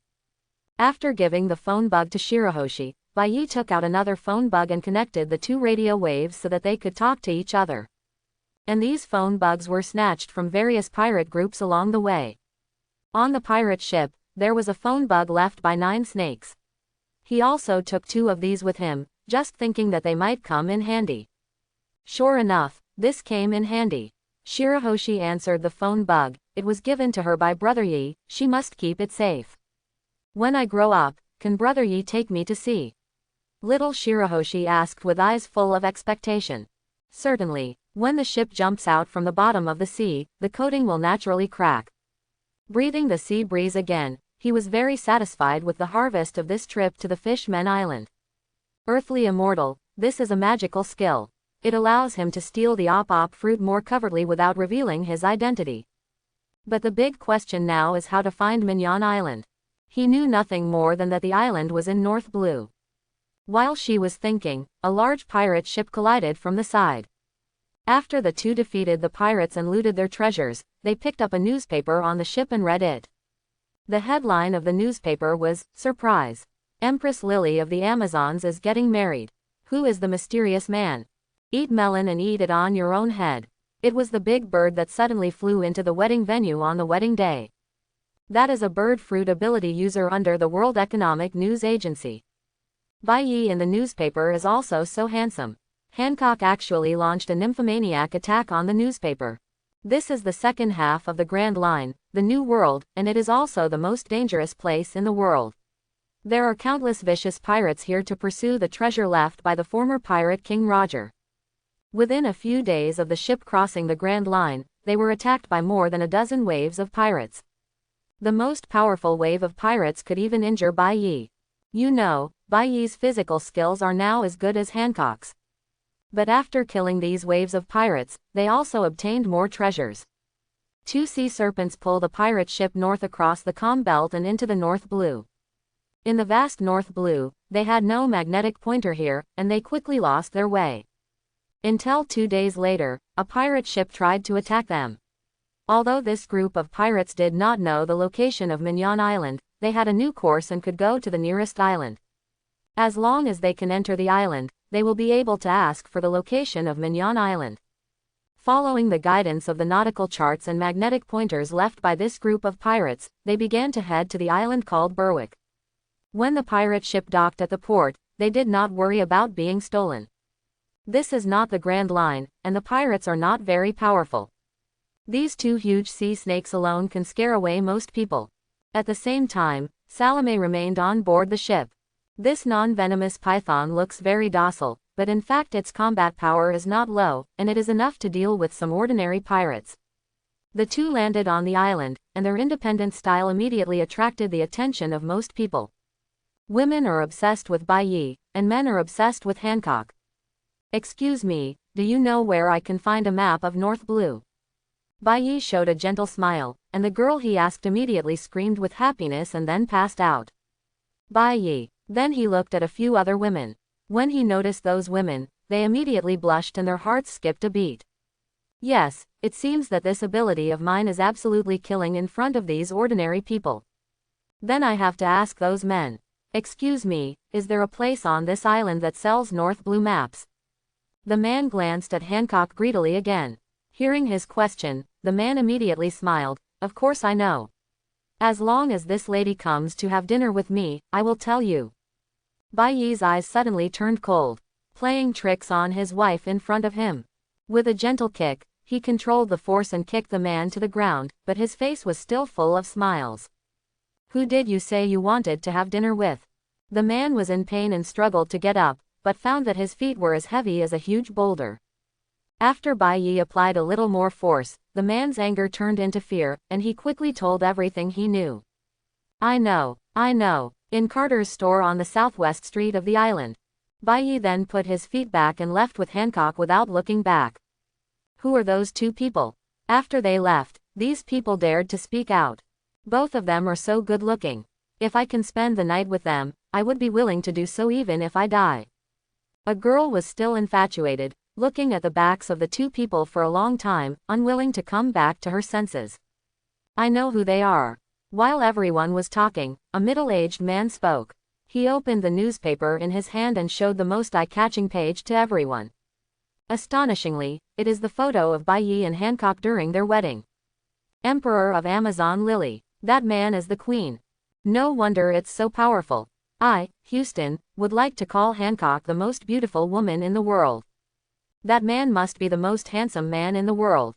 Everyone's talk reached the ears of the two people who were gradually walking away, but both of them had gradually become accustomed to these words. Hancock held Bai Yi's left hand on his chest. No matter where Bai Yi wanted to go, as long as he took her with him, she would live and die without regrets. Following the man's guidance, the two walked toward Southwest Street.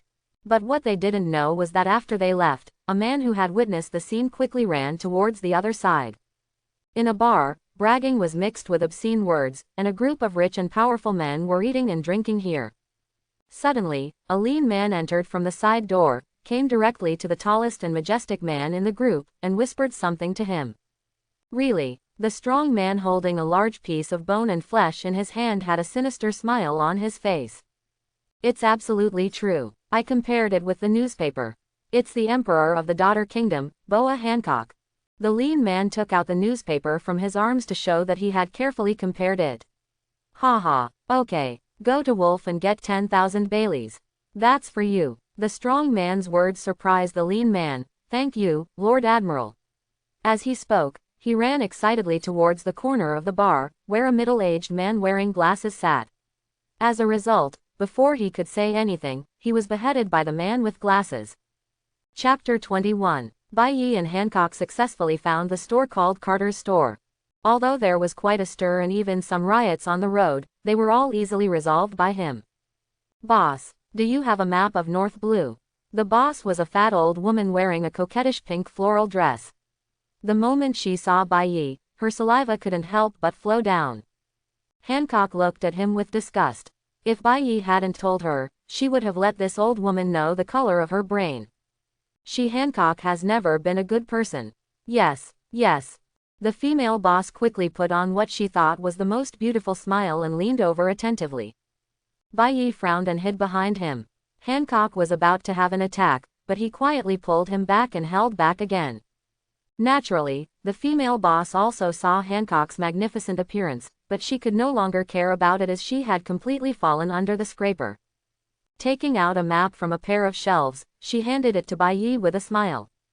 Bai Yi reached out and took it. It was indeed the map of North Blue, but it was not complete. Especially since he didn't find Mignon Island on it. Not even Cayenne Island or Lubeck Island. Disappointed, he returned the map and asked again, is there a more detailed map? It would be best if it covers the entire North Blue. The female boss patiently explained to him, Berwick is just a small island. If you want a complete map of North Blue, go to the Big Islands. Not getting what he wanted, Bai Yi turned around and left with Hancock. Seeing that he was leaving, the female boss finally couldn't help but persuade him to stay. Handsome guy. Do you want to stay for a meal? Hearing this, Hancock couldn't bear it anymore. With a slight exertion of his left foot, the ground was cracked. A crunching sound reached the ears of the female boss, and her lust was finally driven away by fear. Want a map of North Blue? Lousy has it. Just as the two were about to leave, a deep voice came. Looking back, they saw a strong man at least 3 meters tall walking towards them carrying a huge mace. Behind the strong man, dozens of people followed. It's him. Hancock frowned slightly. She recognized this person. You know, Bai Yi is very curious. Juji is on the calm belt where South Blue and Grand Line meet, and this person is on North Blue. How can the two of them interact? Hancock explained. This person's name is Gil, the captain of the Iron Rod Pirates, nicknamed Iron Rod Admiral. He was in the first half of the Grand Line a year ago, and I fought against him. What's the result? Bai Yi became even more curious. There was no fight. We retreated to the calm belt, and they just gave up the pursuit. After that, we never saw this person again. At that time, I was not the emperor. Oops. Bai Yi was shocked. Although Hancock hockey was weaker a year ago, the fruit of love is not easy to obtain. What kind of iron rod can Admiral Gil withstand petrification? However, fruit abilities also need to be developed by oneself, and the use of many abilities even requires physical strength. A year ago, Hancock's petrification ability was probably very immature. It turns out that there are so many stories outside the plot that I didn't know. I ran away from you back then, I never expected to see you here again. Boa Hancock. Jill grinned widely, showing her yellow teeth. He looked greedily at Hancock's charming face. Ever since he met Hancock a year ago, he had been obsessed with this woman. If 9 snakes hadn't been in the calm belt, he would have snatched it away to satisfy his desires. Unexpectedly, when I heard about this woman again, it would be about joining 7 warlords of the sea, and then the wedding. Hateful. A man dares to get involved with a woman he hasn't met yet. Gil was furious and wanted to cut Bai Yi into pieces. This time, there is no calm belt to protect you. The mace iron rod in his hand suddenly became darker. It was armament hockey who was entangled. Just when Gil was about to smash Bai Yi with an iron rod, the corner of his mouth suddenly raised again. He thought of a more interesting method. That man, if you surrender Hancock obediently, I won't be able to spare you. I can even reward you together. In this way, we can be considered as people of the same mind. While he was talking, the iron rod on his shoulder hit the ground hard. With such an ordinary hit, a big hole was made in the hard bluestone. The crowd watching the excitement immediately fled for their lives. They were not destined to get involved in the pirate war. What's your bounty? Gil originally thought Bai Yi was either angry or scared, but he didn't expect him to say such a thing suddenly. This made him a little confused as to what the other person was thinking, but he still answered. 230 million Baileys. Jill was proud to speak of the bounty. Both Sir Crocodile and Boa Hancock, who have a bounty of 80 million, can join the 7 warlords of the sea, so isn't his strength far superior to the 7 warlords of the sea? This guy is quite a talent. Bai Yi pondered. According to Hancock, Jill was still in the park a year ago, and the reward at that time was only more than 70 million. But a year later, it had reached 200 million. How could such a strong man not have any reputation in the original drama? Just when he was confused, he heard Gil say proudly, I originally planned to kill Whitebeard and then go back to the paradise to collect 9 snakes, but since I met you here, it means you are destined to be mine. Okay, the case is solved. Bai Yi sighed, kill Whitebeard. No wonder such a talented guy doesn't have any fame. But now, this guy has no chance to challenge Whitebeard. I'll accept your bounty. When he finished speaking, he had already arrived in front of Jill. Hockey wrapped his right foot, and he jumped up and kicked the joint of Jill's left leg. The moment Bai Yi took action, Hancock followed suit.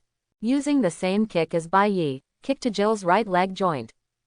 Gil was extremely experienced in combat, and he didn't panic at all when he was attacked by 2 people.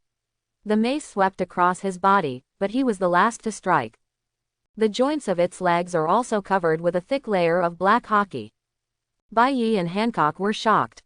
The hockey level on the opponent's mace was much higher than theirs.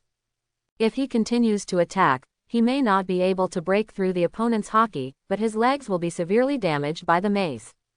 With chi circulating in their bodies, they changed their moves midway and barely escaped the mace attack. Behind Gil, the pirates following him saw their boss being attacked, but none of them had the intention to step forward to help. This was their trust in Jill's strength. At the same time, they knew that the woman in front of them was the person Jill named. Seeing that these miscellaneous fish did not take action, Bai Yi also felt that the pressure was relieved a little, so he made a gesture to Hancock and motioned for her to get behind Jill, and the 2 of them attacked back and forth. It's useless, your strength is like ants in my eyes. Hancock shot Marrow Mellow, but Jill didn't react at all. This surprised her. The last time the 2 of them fought, Jill had to use self-mutilation to resist Marrow Mellow, but now, this trick is useless. Ha, woman, I already have a way to crack your ability. Jill laughed and spit out some broken glass shards from her mouth, with a trace of medicinal liquid remaining on the slag.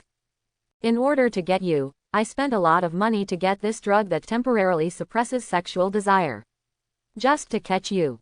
Gil was very proud. Ever since he met Hancock once, he had really been thinking about it day and night, thinking about how to get it. In order to resist Marrow Mellow, he obtained potions. In order to enter the calm belt, he broke into several marine stations, obtained a seastone bottom plate, and found the top shipwright to add seastone to his pirate ship. A power system that can be used without borrowing wind power for a short period of time. He emptied his fortune and suffered many serious injuries, but he finally had everything ready. This time I entered North Blue from the Grand Line to try whether I could cross the calm belt. As a result, it's totally doable. Looking at the beauty in front of him, although he has now entered the time of the sage, he knows that after this battle, he will be able to reward himself.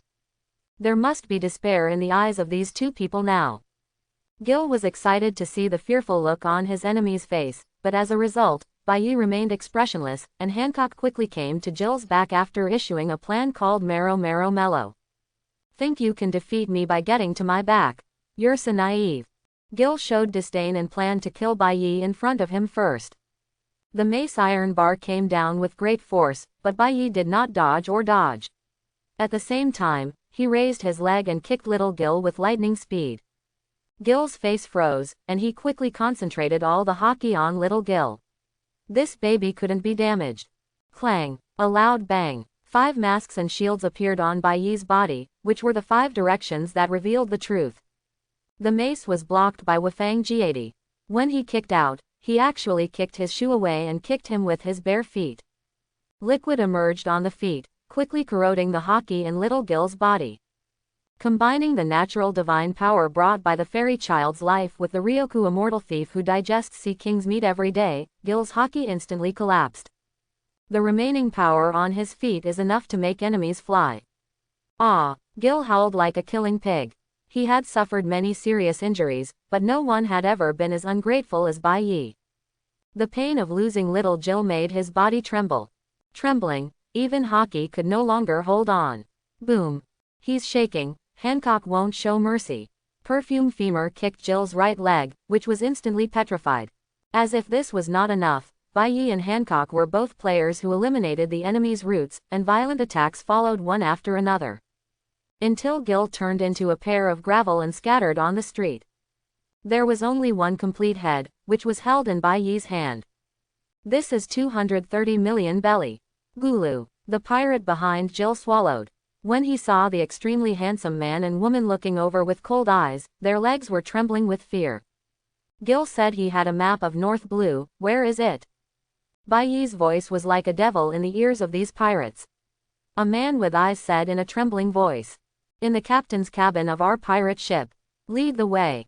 Yes, yes. Several pirates wanted to run away. Bai Yi signaled Hancock with her eyes, and she fired a slave arrow to petrify all the pirates except the man with glasses. The man with glasses was so frightened that his liver trembled and his legs swayed uncontrollably.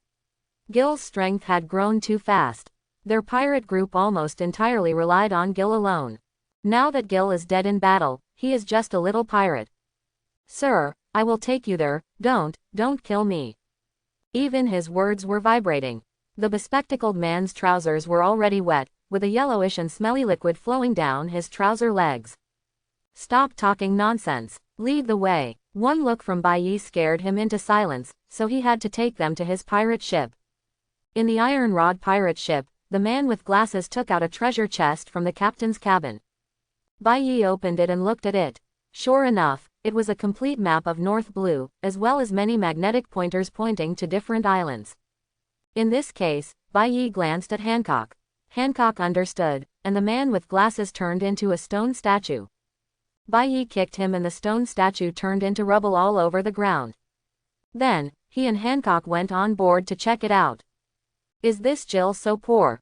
As a result, he turned around in a big circle, but he saw almost no treasure. So much so that he wondered if Gil had placed the treasure somewhere on the island. Suddenly I regretted killing the man with glasses too early. But it doesn't matter, anyway, his goal has been achieved, and the sea map is in hand. He checked the ship's power room again, and it turned out to be a device similar to the Sunny's wind cannon. However, it was not as fast as the Feng Lai cannon, and the fuel in it was a liquid he didn't recognize. Only half of this liquid is left now. But enough is enough. With this Iron Rod pirate ship, he can sneak into Mignon Island more quietly, and it can also save Kuja from a lot of trouble. At sea, Bai Yi sat in the cab of the Iron Rod pirate ship sailing the ship, next to Salome, and Hancock sitting on Salome.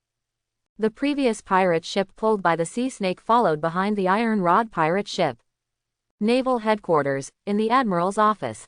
Buddha Sengoku frowned and looked at the document in front of him. Empress Nine Snakes and her husband appear in North Blue. What are they doing in North Blue at this time? Did the news about Op fruit leak? He felt a little uneasy and immediately contacted Marine, who was responsible for negotiating with Barreros, asking him to hurry up and get the op fruit even if he offered a sky-high price. Besides, the sky-high price paid to the pirates is just a matter of changing hands, so no matter what the price, there is no need to feel bad. North Blue, 2 pirate ships are sailing. Bai Yi looks at the chart in his hand. Is that the Marine 57 branch in front? After thinking about it, he anchored the Iron Rod pirate ship here, and he and Hancock came to the pirate ship pulled by the Sea Snake.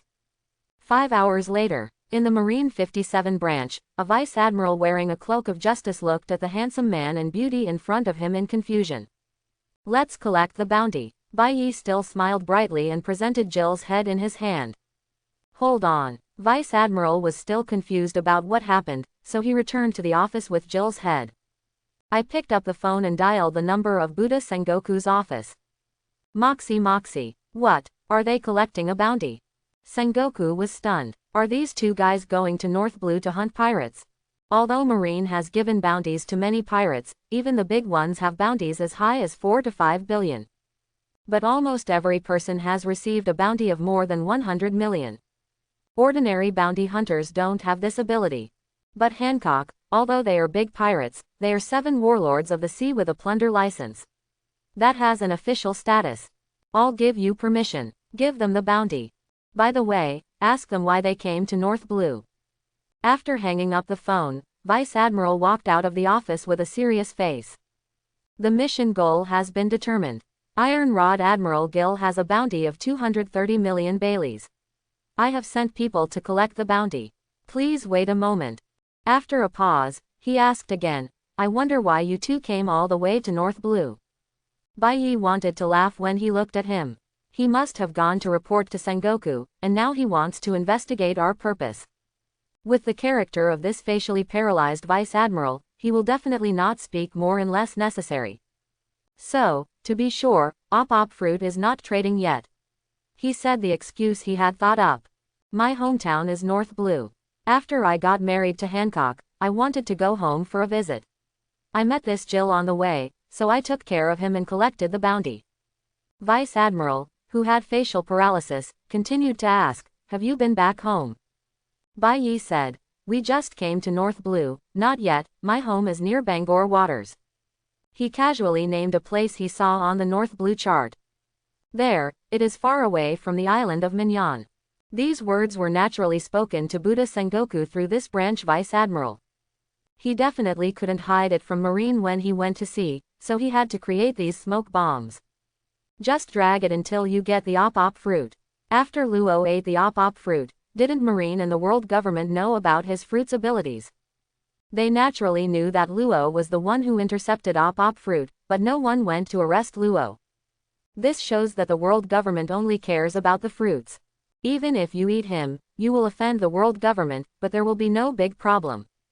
As long as you don't get seen or caught trying to snatch the fruit. After leaving Branch 57, the 2 sailed back to the place where the Iron Rod pirate ship was docked. Hancock, take this boat to Bangor Waters, and I will meet you later. Bai Yi wants to use Hancock to divert Marine's attention so that he can go to Mignon Island more easily. Taking several buckets of paint from the cabin, he brushed off all the skulls on the pirate flag on the ship's sail, while also destroying some of the decorations on the bow. Naturally, these practices cannot be completely hidden from others, but all he needs is to hide them for a period of time. Hancock was very reluctant to give up. No, I want to be with you. Bai Yi had a headache. Good boy, I will join you soon. If you come with me, it will put 9 Snake Island in danger. Sure enough, Hancock's expression became hesitant when he mentioned 9 snakes. But, there is only one sea chart. Without it, I will get lost at sea. Bai Yi, this is thoughtless, but I can command these 2 sea serpents to move in one direction. Hancock's words made Bai Yi's eyes light up. If that's the case, that's fine. However, if they do this, they will completely lose the ship and the 2 sea snakes. But there is no other way. He loosened the devices that were fixed on the sea snakes a little, so that in a month at most, the ship would disintegrate from the sea snakes and they would be free. After Hancock gave the order to the 2 sea snakes, the 2 ships parted ways. One day later, a marine warship saw a pirate ship pulled by 2 sea snakes and reported it to Branch 57. The branch vice admiral reported to Sengoku. Buddha Sengoku looked at the North Blue chart on his desk. In that direction, are they really going to Bangor Waters? Shaking his head while talking to himself, he always felt that something was wrong. However, the information about op fruit is extremely secretive. Even if the information is leaked, it should not be leaked to Bai Yi, who is far away in Nine Snakes. Continue to observe their whereabouts and report to me at all times. Although he no longer doubted Bai Yi much, he still asked Branch 57 to continue to pay attention to Nine Snakes' pirate ship. On the Iron Rod pirate ship, Hancock didn't look very good. It turned out that the ship was cleaned and renovated by the female warriors of Nine Snakes. The bedrooms in particular have been given a new look. But this pirate ship always stinks no matter where it is, so let her sleep on other pirates' beds. That is even more impossible.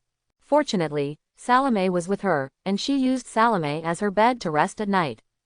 But after all, I didn't rest well. Bai Yi didn't care. After anchoring the boat at night, he just lay in the driver's cab and rest. There is no mental illness, and there is also the Luku immortal thief. His sleep quality is very good. A few days later, they arrived near Mignon Island. Hancock, I'll go to that island. You wait for me here. Bai Yi was going to Mignon Island. She had known for a long time, but it was so mysterious. After the initial nymphomaniac period, she still couldn't help but curiously asked, Bai Yi, why do you have to go to this island?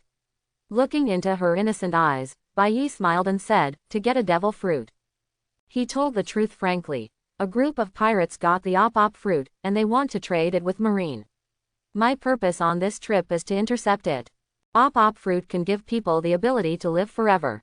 If Marine gets it, this ability will definitely be used on a supreme celestial dragons. So, at the mention of celestial dragons, Hancock immediately became excited. We can't let celestial dragons get it. I'm going with you.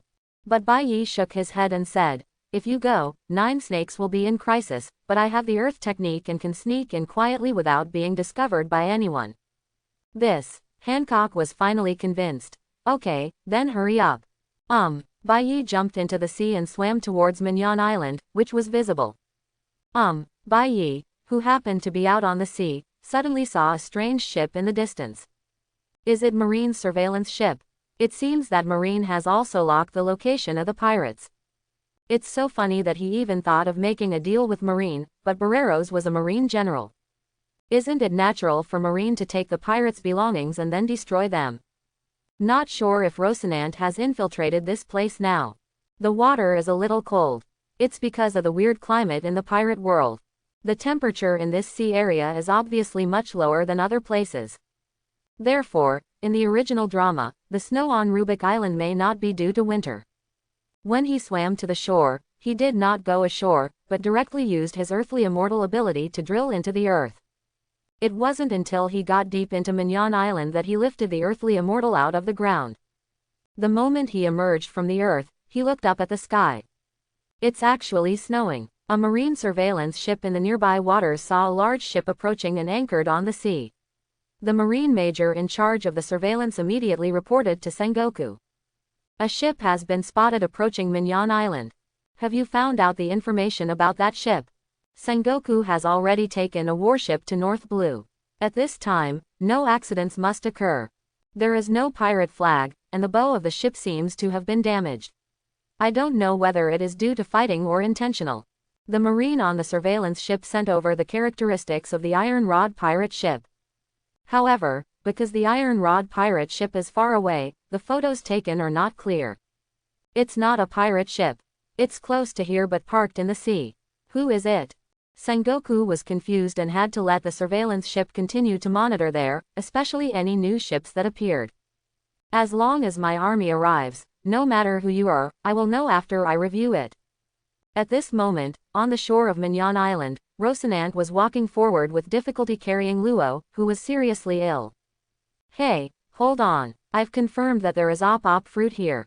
As long as you eat op fruit, your disease will be cured. But Luo's little face was hot, and his severe illness and low temperature made his consciousness a little blurry. Corazon, let me go, I can't be saved. Don't talk nonsense. Op fruit will definitely save you. Corazon was crying. For Luo, he did not hesitate to betray his brother Doflamingo and his benefactor Buddha Sengoku at the same time. Even if he will die, he will get the op fruit for Luo. because this fruit is the only hope to cure Luo. Unfortunately, what he didn't know was that a time traveler, Lao Lu, had already landed ashore at the same time as him and was heading towards Barrel's stronghold. I remember they were hiding in a ruins. Bai Yi recalled the plot in his mind and ran around the island. Found it. He quietly approached the ruins.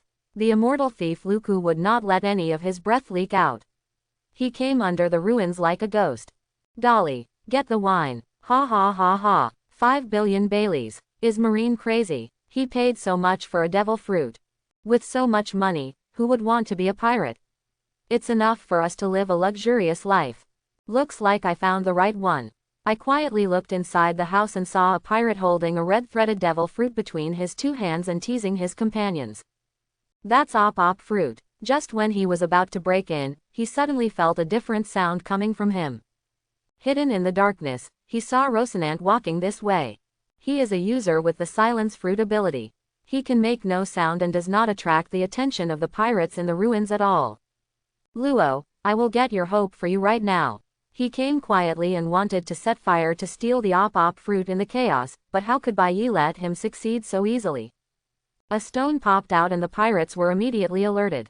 When Rocinante noticed the enemy, he immediately shot one person directly with his pistol. The pirates were furious and got up to fight with him. But Rocinante was indeed very skilled, and at the cost of being seriously injured, he killed only Barreros among the pirates. Just when he was about to kill Barreros, a stone suddenly hit his wrist, causing him pain. Knowing that there were others nearby, Rocinante didn't dare to continue the last hit, so he picked up the op fruit and limped away. Bai Yi glanced at Barreros and ignored him. This was the most important witness. Then he followed Rocinante quietly. Once you are away from the ruins, emerge from behind and strike quickly. Who are you? Rocinante was shocked. He immediately thought of the person who had attacked him with stones in the dark. What's the purpose of this person? Rocinante was very powerful, but he was seriously injured and had no fighting power, and his throat was easily crushed by Bai Yi. Pick up the red fruit from the ground and look at it carefully. Is this op fruit? This was his first time seeing devil fruit. Without hesitation, he swallowed it in one gulp.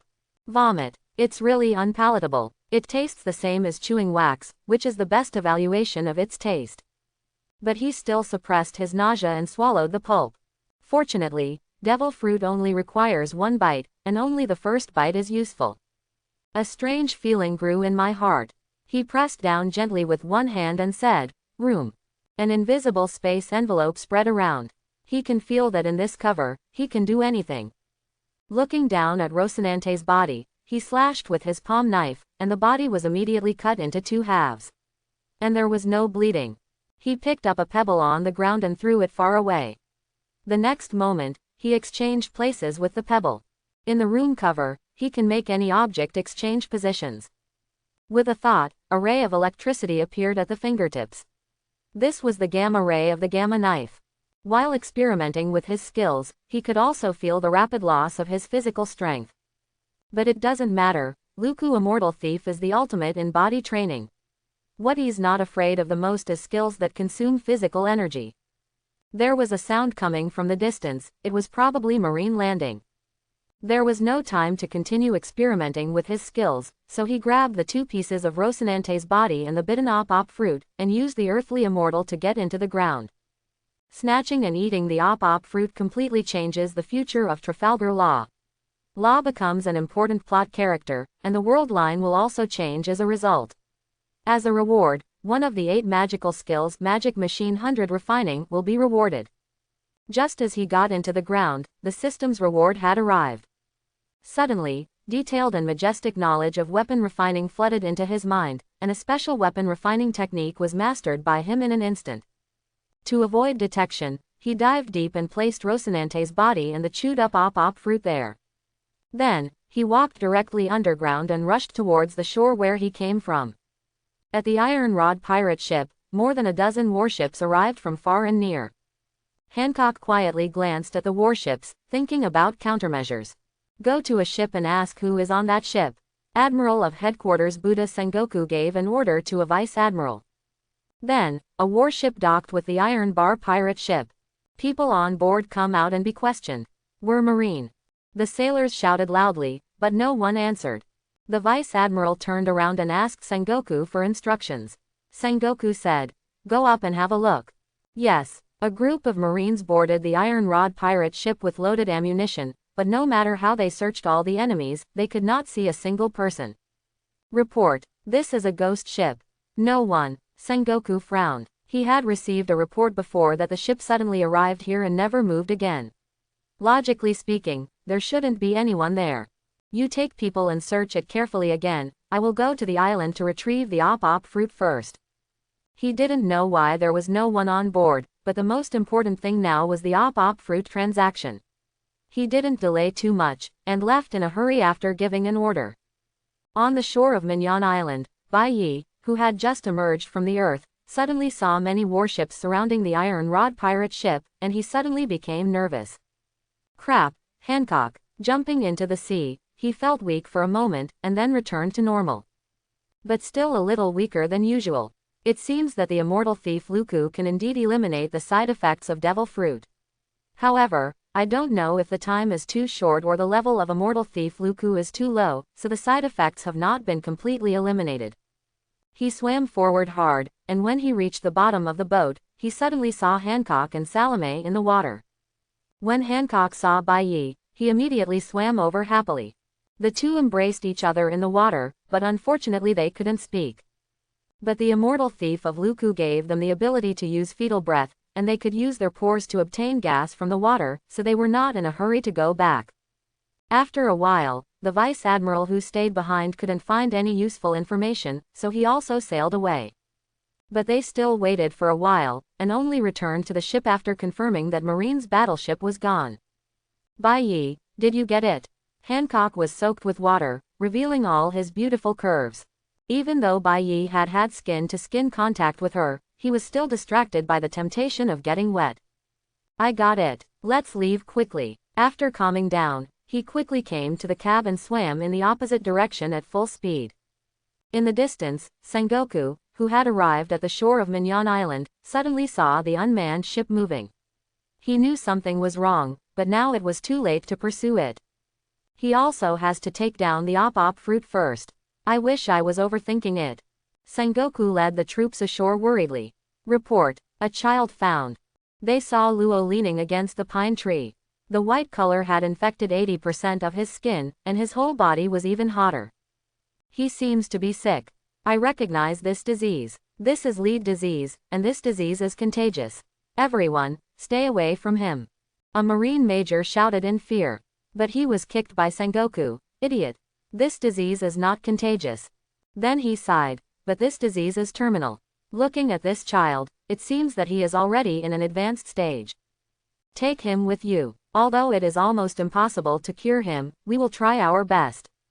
Then, they continued to move forward and soon found the ruins they had been monitoring. Barreras was unable to escape even though he was seriously injured, and was found by Sengoku. When Sengoku saw the corpses on the ground, his heart suddenly went cold. What happened? Where's op fruit? How he wished right now that Barreras had said that the op fruit was hidden. However, Barreras laughed miserably and said, Sengoku Admiral, you are late, the op fruit has been snatched away. What? Sengoku felt dizzy and quickly asked, who took it away? Barreras shook his head and said, I don't know him, but I still remember his appearance, Sengoku Admiral. There is only so much I can do, please let me live. Then, he recounted Rocinante's appearance. Sengoku, who grew up with Rocinante, immediately recognized that this was Rocinante. He was a little unbelievable. You sure? Barreras nodded. Seal the entire island immediately. Find the person who robbed the op fruit. Crane Vice Admiral also came to Sengoku at this time. Is it the little guy next to you? Sengoku said nothing. He hoped not. If it was really that guy, he would show no mercy. However, the figure of the ghost ship that suddenly drove away without anyone in it suddenly appeared in his mind. His intuition told him that there must be a ghost in that ship. Taking out his phone bug, he sent an order to the Marine GS branch stationed in North Blue to intercept the ship. At the same time, he sent the photos taken by the previous surveillance ship to Naval Headquarters, so that the Navy in the database could query the detailed information of the ship. At sea, Bai Yi did not return directly, but made a circle and still headed towards the Bangor waters. Marine must be investigating the ship's information at this moment.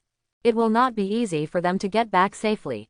But fortunately, he gained a lot of magic during this operation, and he has already thought of a good way to escape.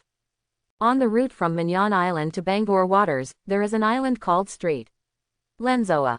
Here is the largest shipyard in North Blue. It's equivalent to a weakened version of the Seven Waters capital. He wants to go there to change a ship, and use the divine machine's ability to refine some weapons. Hancock, look how much money we have now. Bai Yi, who was concentrating on driving the boat, asked Hancock to help.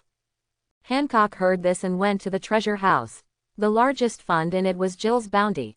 In addition, including all the treasures, there are only 80 million belly. Including Jill's bounty, the total is 310 million Baileys. This money is enough to buy a nice boat. Even buying Baoshu Atom is enough. On the way, he met some small pirates, and they were easily destroyed. Bai Yi also became more and more skilled in using the op fruit ability in the battle. When they were approaching St. Lunzoa, Bai Yi deliberately destroyed the key structure of the Iron Rod pirate ship. After gaining a lot of knowledge about weapon refining, he could see the structure of the ship clearly at a glance. By the time they arrived near the island, only a huge wooden plank was left in the ship to carry them. Salome could only swim in the sea, carrying all their treasures with her. As for the meat that has not been eaten, it has to be discarded directly. When you have the materials, you must first make some sacks. In the inheritance of Shenji by refining, there is also the refining method of all the magic weapons made by Ma Shanong. There is even a method for refining the slimming furnace. However, the core of the self-cultivation furnace requires both hands to provide it, and he cannot make it now. If the self-cultivation furnace is built in the future, will he be able to mass-produce ability users? Bai Yi fell into deep thought. After arriving on the island, the two still caused shock in the local area. There is no way around it. The bone scraper that cannot be turned off and Hancock's natural charm are alluring to the opposite sex. But after they showed some of their methods, these people who were evil-minded because of lust were all frightened. After asking a random person, they knew the location of the shipyard. All our best boats are here. Please take a look, distinguished guests. The shipyard boss already knew the methods of these two people, and he also read the newspaper and understood that the ridiculously beautiful woman in front of him was the emperor of the Amazon Lily Kingdom. He did not dare to be disrespectful by covering up his lustful desires. That is not only the emperor, but also a great pirate, one of the 7 warlords of the sea. The owner of the shipyard personally took them to visit all the ships in the shipyard and introduced each ship in detail. This is the romantic rose. It's very suitable for noble people like you. This is the great white shark. The hull is strong and equipped with 4th gate broadside guns and a powerful main gun. This is the deep sea fortress. There are bunkers cast on the ship. It is a veritable war machine and the largest ship we have here. The boss enthusiastically promoted his boats and introduced all the best boats here. How could a distinguished guest like this buy an ordinary boat? But Bai Yi was not satisfied. Now he also has a certain understanding of ships. Those ships look gorgeous, but in fact they are ordinary and do not live up to their name. Until he saw a half-finished ship. The person who made the ship was an old man and a half-grown man. This ship dazzled him. That unique structure will make the ship extremely strong. In addition, he also saw something extraordinary from the wood used to cast the ship. The wood itself was also very tough. Totally different from those coquettish bitches just now. Boss, when will this ship be completed? This one. Before the shipyard owner could answer, the old man who was concentrating on building the ship said calmly. This boat is not for sale. Huh, not selling. This is strange. If you open a shipyard, you won't sell boats. The shipyard owner quickly explained. Dear guest, this ship was ordered by another customer. He provided the materials and paid us the processing fee. Do you have a master?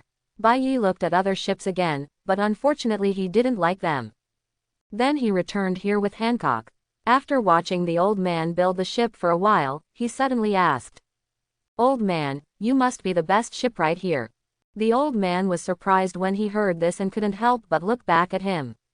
How you said that? Bai Yi said. there is no ship in the entire shipyard that is as skillful as this one. The materials of the hull may vary, but the craftsmanship of shipbuilding is the nameplate of every shipbuilder. I think the boat you built will be bought immediately once it is built. The old man was even more surprised. I didn't expect that a young man like you also studies shipbuilding. Bai Yi smiled and said, I know a little bit, I just like to tinker with things. The old man sighed, it's useless. This ship belongs to someone else. If you are willing to wait, you can wait until I build this ship before I build a new ship for you. Bai Yi said, a buyer can also be a seller. If you can introduce that customer to me, maybe we can even reach some cooperation. The old man had a good impression of Bai Yi, so he said, okay, when he comes, I will introduce him to you. After saying that, he continued his work without any intention of introducing himself. Seeing that the old man ignored him, Bai Yi asked the boss next to him. Boss, can you contact this customer? The boss was a little embarrassed. Well, we have a confidentiality agreement with our customers. Okay, when the customer comes, call me. If the deal is completed, I will pay you a commission of 1% of the transaction amount. The boss was immediately overjoyed. Okay. Do guests have a place to rest? I also run a hotel and can give guests a 20% discount. Bai Yi was not too picky and stayed in the hotel room provided by the boss. However, before the boss left, he asked the boss for a batch of shipbuilding materials, including various types of wood, metal, and stone, as well as various hammers and other tools. After taking the money, the boss didn't ask him what he was doing, and just ordered someone to bring it to him. The two guests can rest peacefully. Once that guest arrives, I will notify you immediately. Bai Yi smiled and nodded, and after the door closed, he began to look at the materials. What do you want these things for? Do you want to make your own boat? Hancock was a little puzzled by Bai Yi's behavior. Of course, make good stuff. Bai Yi gears up excitedly. The materials are all ordinary, but ordinary can turn decay into magic. He checked these materials one by one, selected the usable parts, and selected the type he needed from the countless weapon refining knowledge in his mind. The first thing is to eat the capsule. There is no space equipment in the pirate world. Once he builds the bite bag, it will be very convenient to travel in the future. Secondly, it's Udo Gai. These few small beads actually allowed Ma Shanong, a weapon refiner in his 20s, to fight against 5 temporary workers without losing. You can even use this to engage in close combat with Black Guaner, who is a master of Kung Fu. Its abilities are heaven-defying. It will be of great benefit to him in improving his current combat power. Third, he planned to use his knowledge of weapon refining to refine a power device that would allow ships to sail without borrowing wind power. It just so happens that the seastone bottom plate that Jill obtained before is still there and can be used. Then, he picked up the tools and used his energy on these materials to refine the weapons. 3 days later, boom, there was an explosion, and Bai Yi looked at the material that exploded into powder in his hand with a dark face. The weapon refining failed, but he was not discouraged. This failure had allowed him to find the direction of success. After all, there is no problem with his inheritance, the problem is his own proficiency. 3 days later, a small bead appeared in his hand. Hancock still sat on Salome with an infatuated look on his face, watching him tinker with these strange things. Hancock, let me show you my big baby. After successfully refining the weapon, Bai Yi was very excited to show Hancock the results of his efforts. I saw him pointing the bead at a treasure box full of treasure, and the treasure box disappeared. Hancock was surprised. Where is the treasure chest? Look here. He handed the capsule to Hancock and showed her how to use it. When Hancock saw the treasure chest lying inside through the transparent surface of the capsule, he was immediately surprised and couldn't open his mouth from ear to ear. Can this little thing hold such a big treasure chest?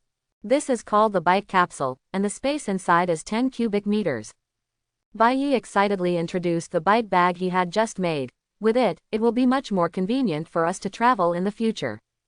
And even living things can be put in as long as they are in a coma. The excitement of successfully creating a capsule is indescribable. This is space equipment. As a native of the pirate world, Hancock has never even heard of space equipment. At this time, he was happily loading things in, putting them out, putting them in, and putting them out. Bai Yi is preparing to continue to create another bite bag. In Naval Headquarters, Admiral's office, Sengoku looked at the document in his hand with an ugly expression. That was clearly the information about the Iron Rod pirates, especially the picture of the Iron Rod pirates ship, compared with the picture of the ghost ship they took outside Mignon Island.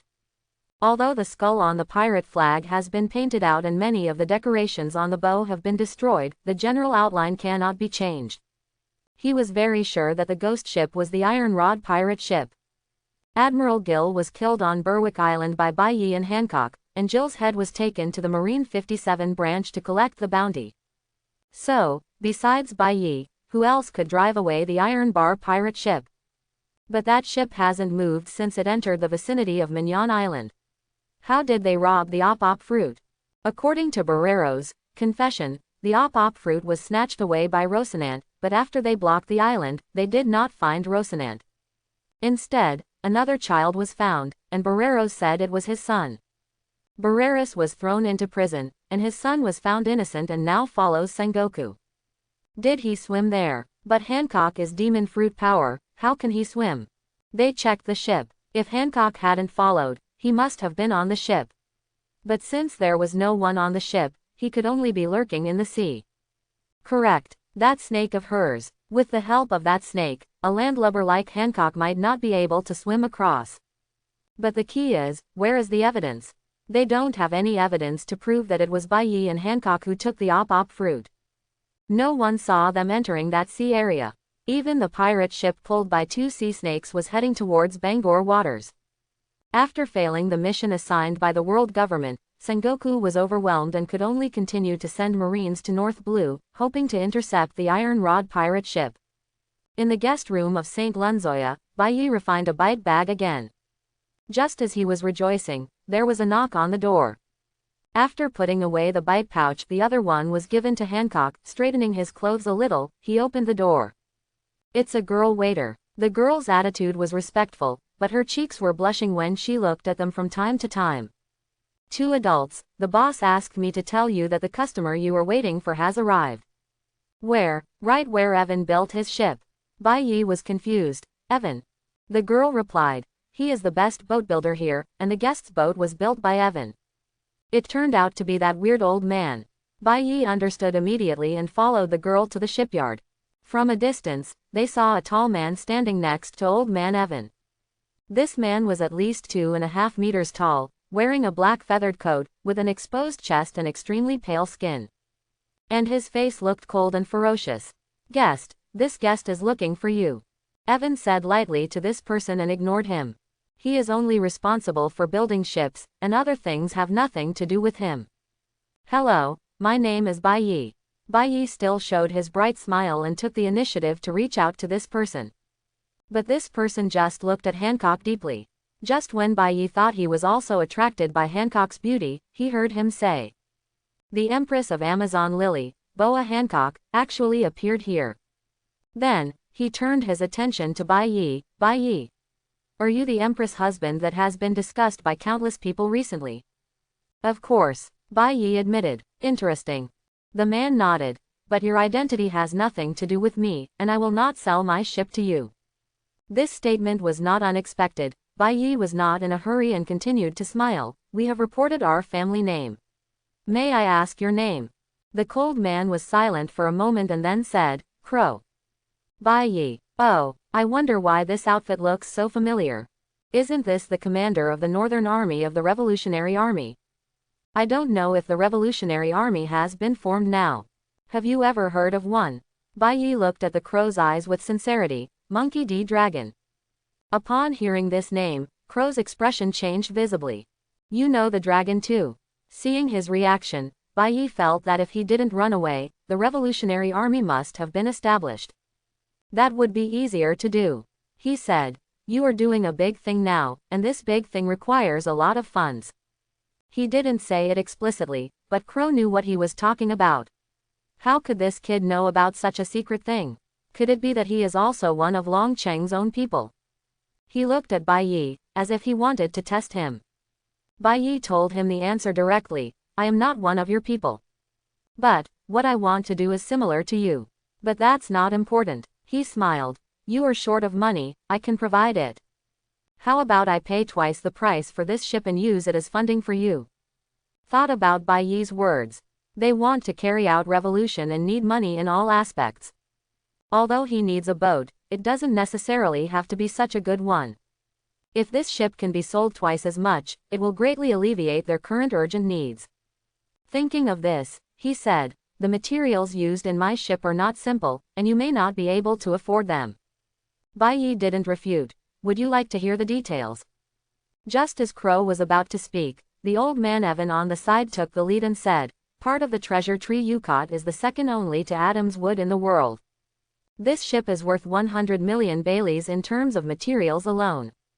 The old craftsmanship fee is nothing compared to this kind of material. Crow said nothing and nodded in agreement with Evan's statement. Bai Yi said directly, how about I pay you 250 million belly to buy this ship? This number made Crow's heart skip a beat. Old man Evan's skills are superb, but he's worth 1 million Baileys. Including Yukotmu's 100 million, doubling it would only be 220 million. The price Bai Yi gave is basically equivalent to 2.5 times the original price. No matter how good a ship is, it's just a ship. If you can make so much profit by selling it, why should Crow hesitate? Okay, deal. Wait, I'm going to the hotel to get the money. In fact, the money is in the pocket, but the pocket is not suitable for display in front of outsiders. After the two parties traded, the Crow seemed to want to say something, but in the end he left without anything. Bai Yi looked thoughtfully at the direction the Crow was leaving. I spent a lot of extra money, which seemed like a loss, but by joining the Revolutionary Army line, it might be more convenient for me to complete system tasks. That, distinguished guest. The shipyard owner stood aside and sneered. Bai Yi understood his purpose and gave away 2.5 million belly, which was the 1% bonus of the transaction amount he promised. Prepare another batch of materials for me to transport to the ship, and you won't be short of money. The shipyard boss smiled and nodded, and ordered his men to prepare the materials. He looked at the ship. The whole thing is smaller than the Sunny, and it doesn't have too many decorations, so it looks very simple. The middle and rear of the entire ship is black, and gradually fades to white toward the bow.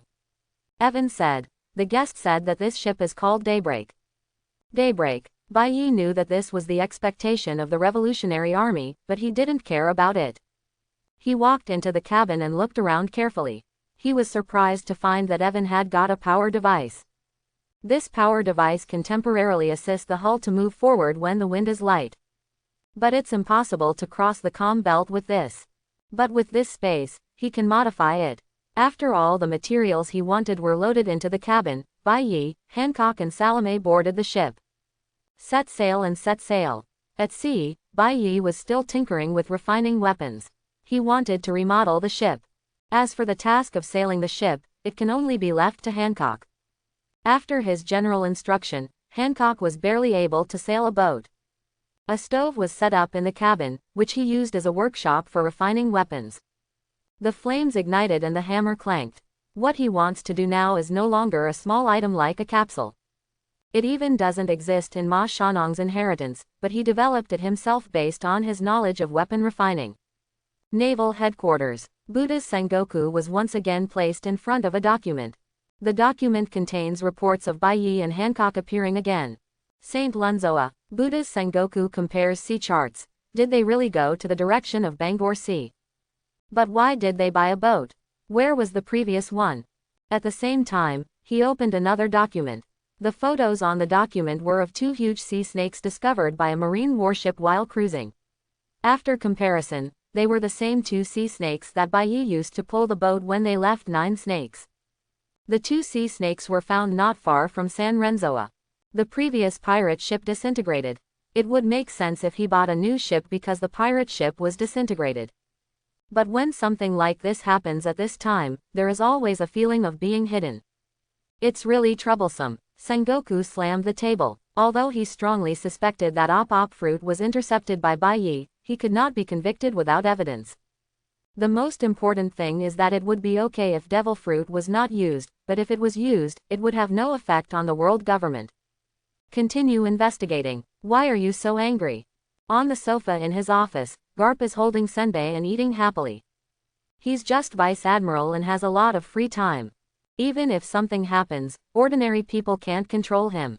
It's really a good position to provide for the elderly. Isn't it just an op fruit? Let me tell you, it's better to be robbed than to give it to those rubbish. Garp said nonchalantly, but Sengoku didn't bother to pay attention to him. This guy, as always, doesn't take world government and celestial dragons seriously. Nowadays, even his student Aokiji has become lazy. Thanks for watching, please like and subscribe.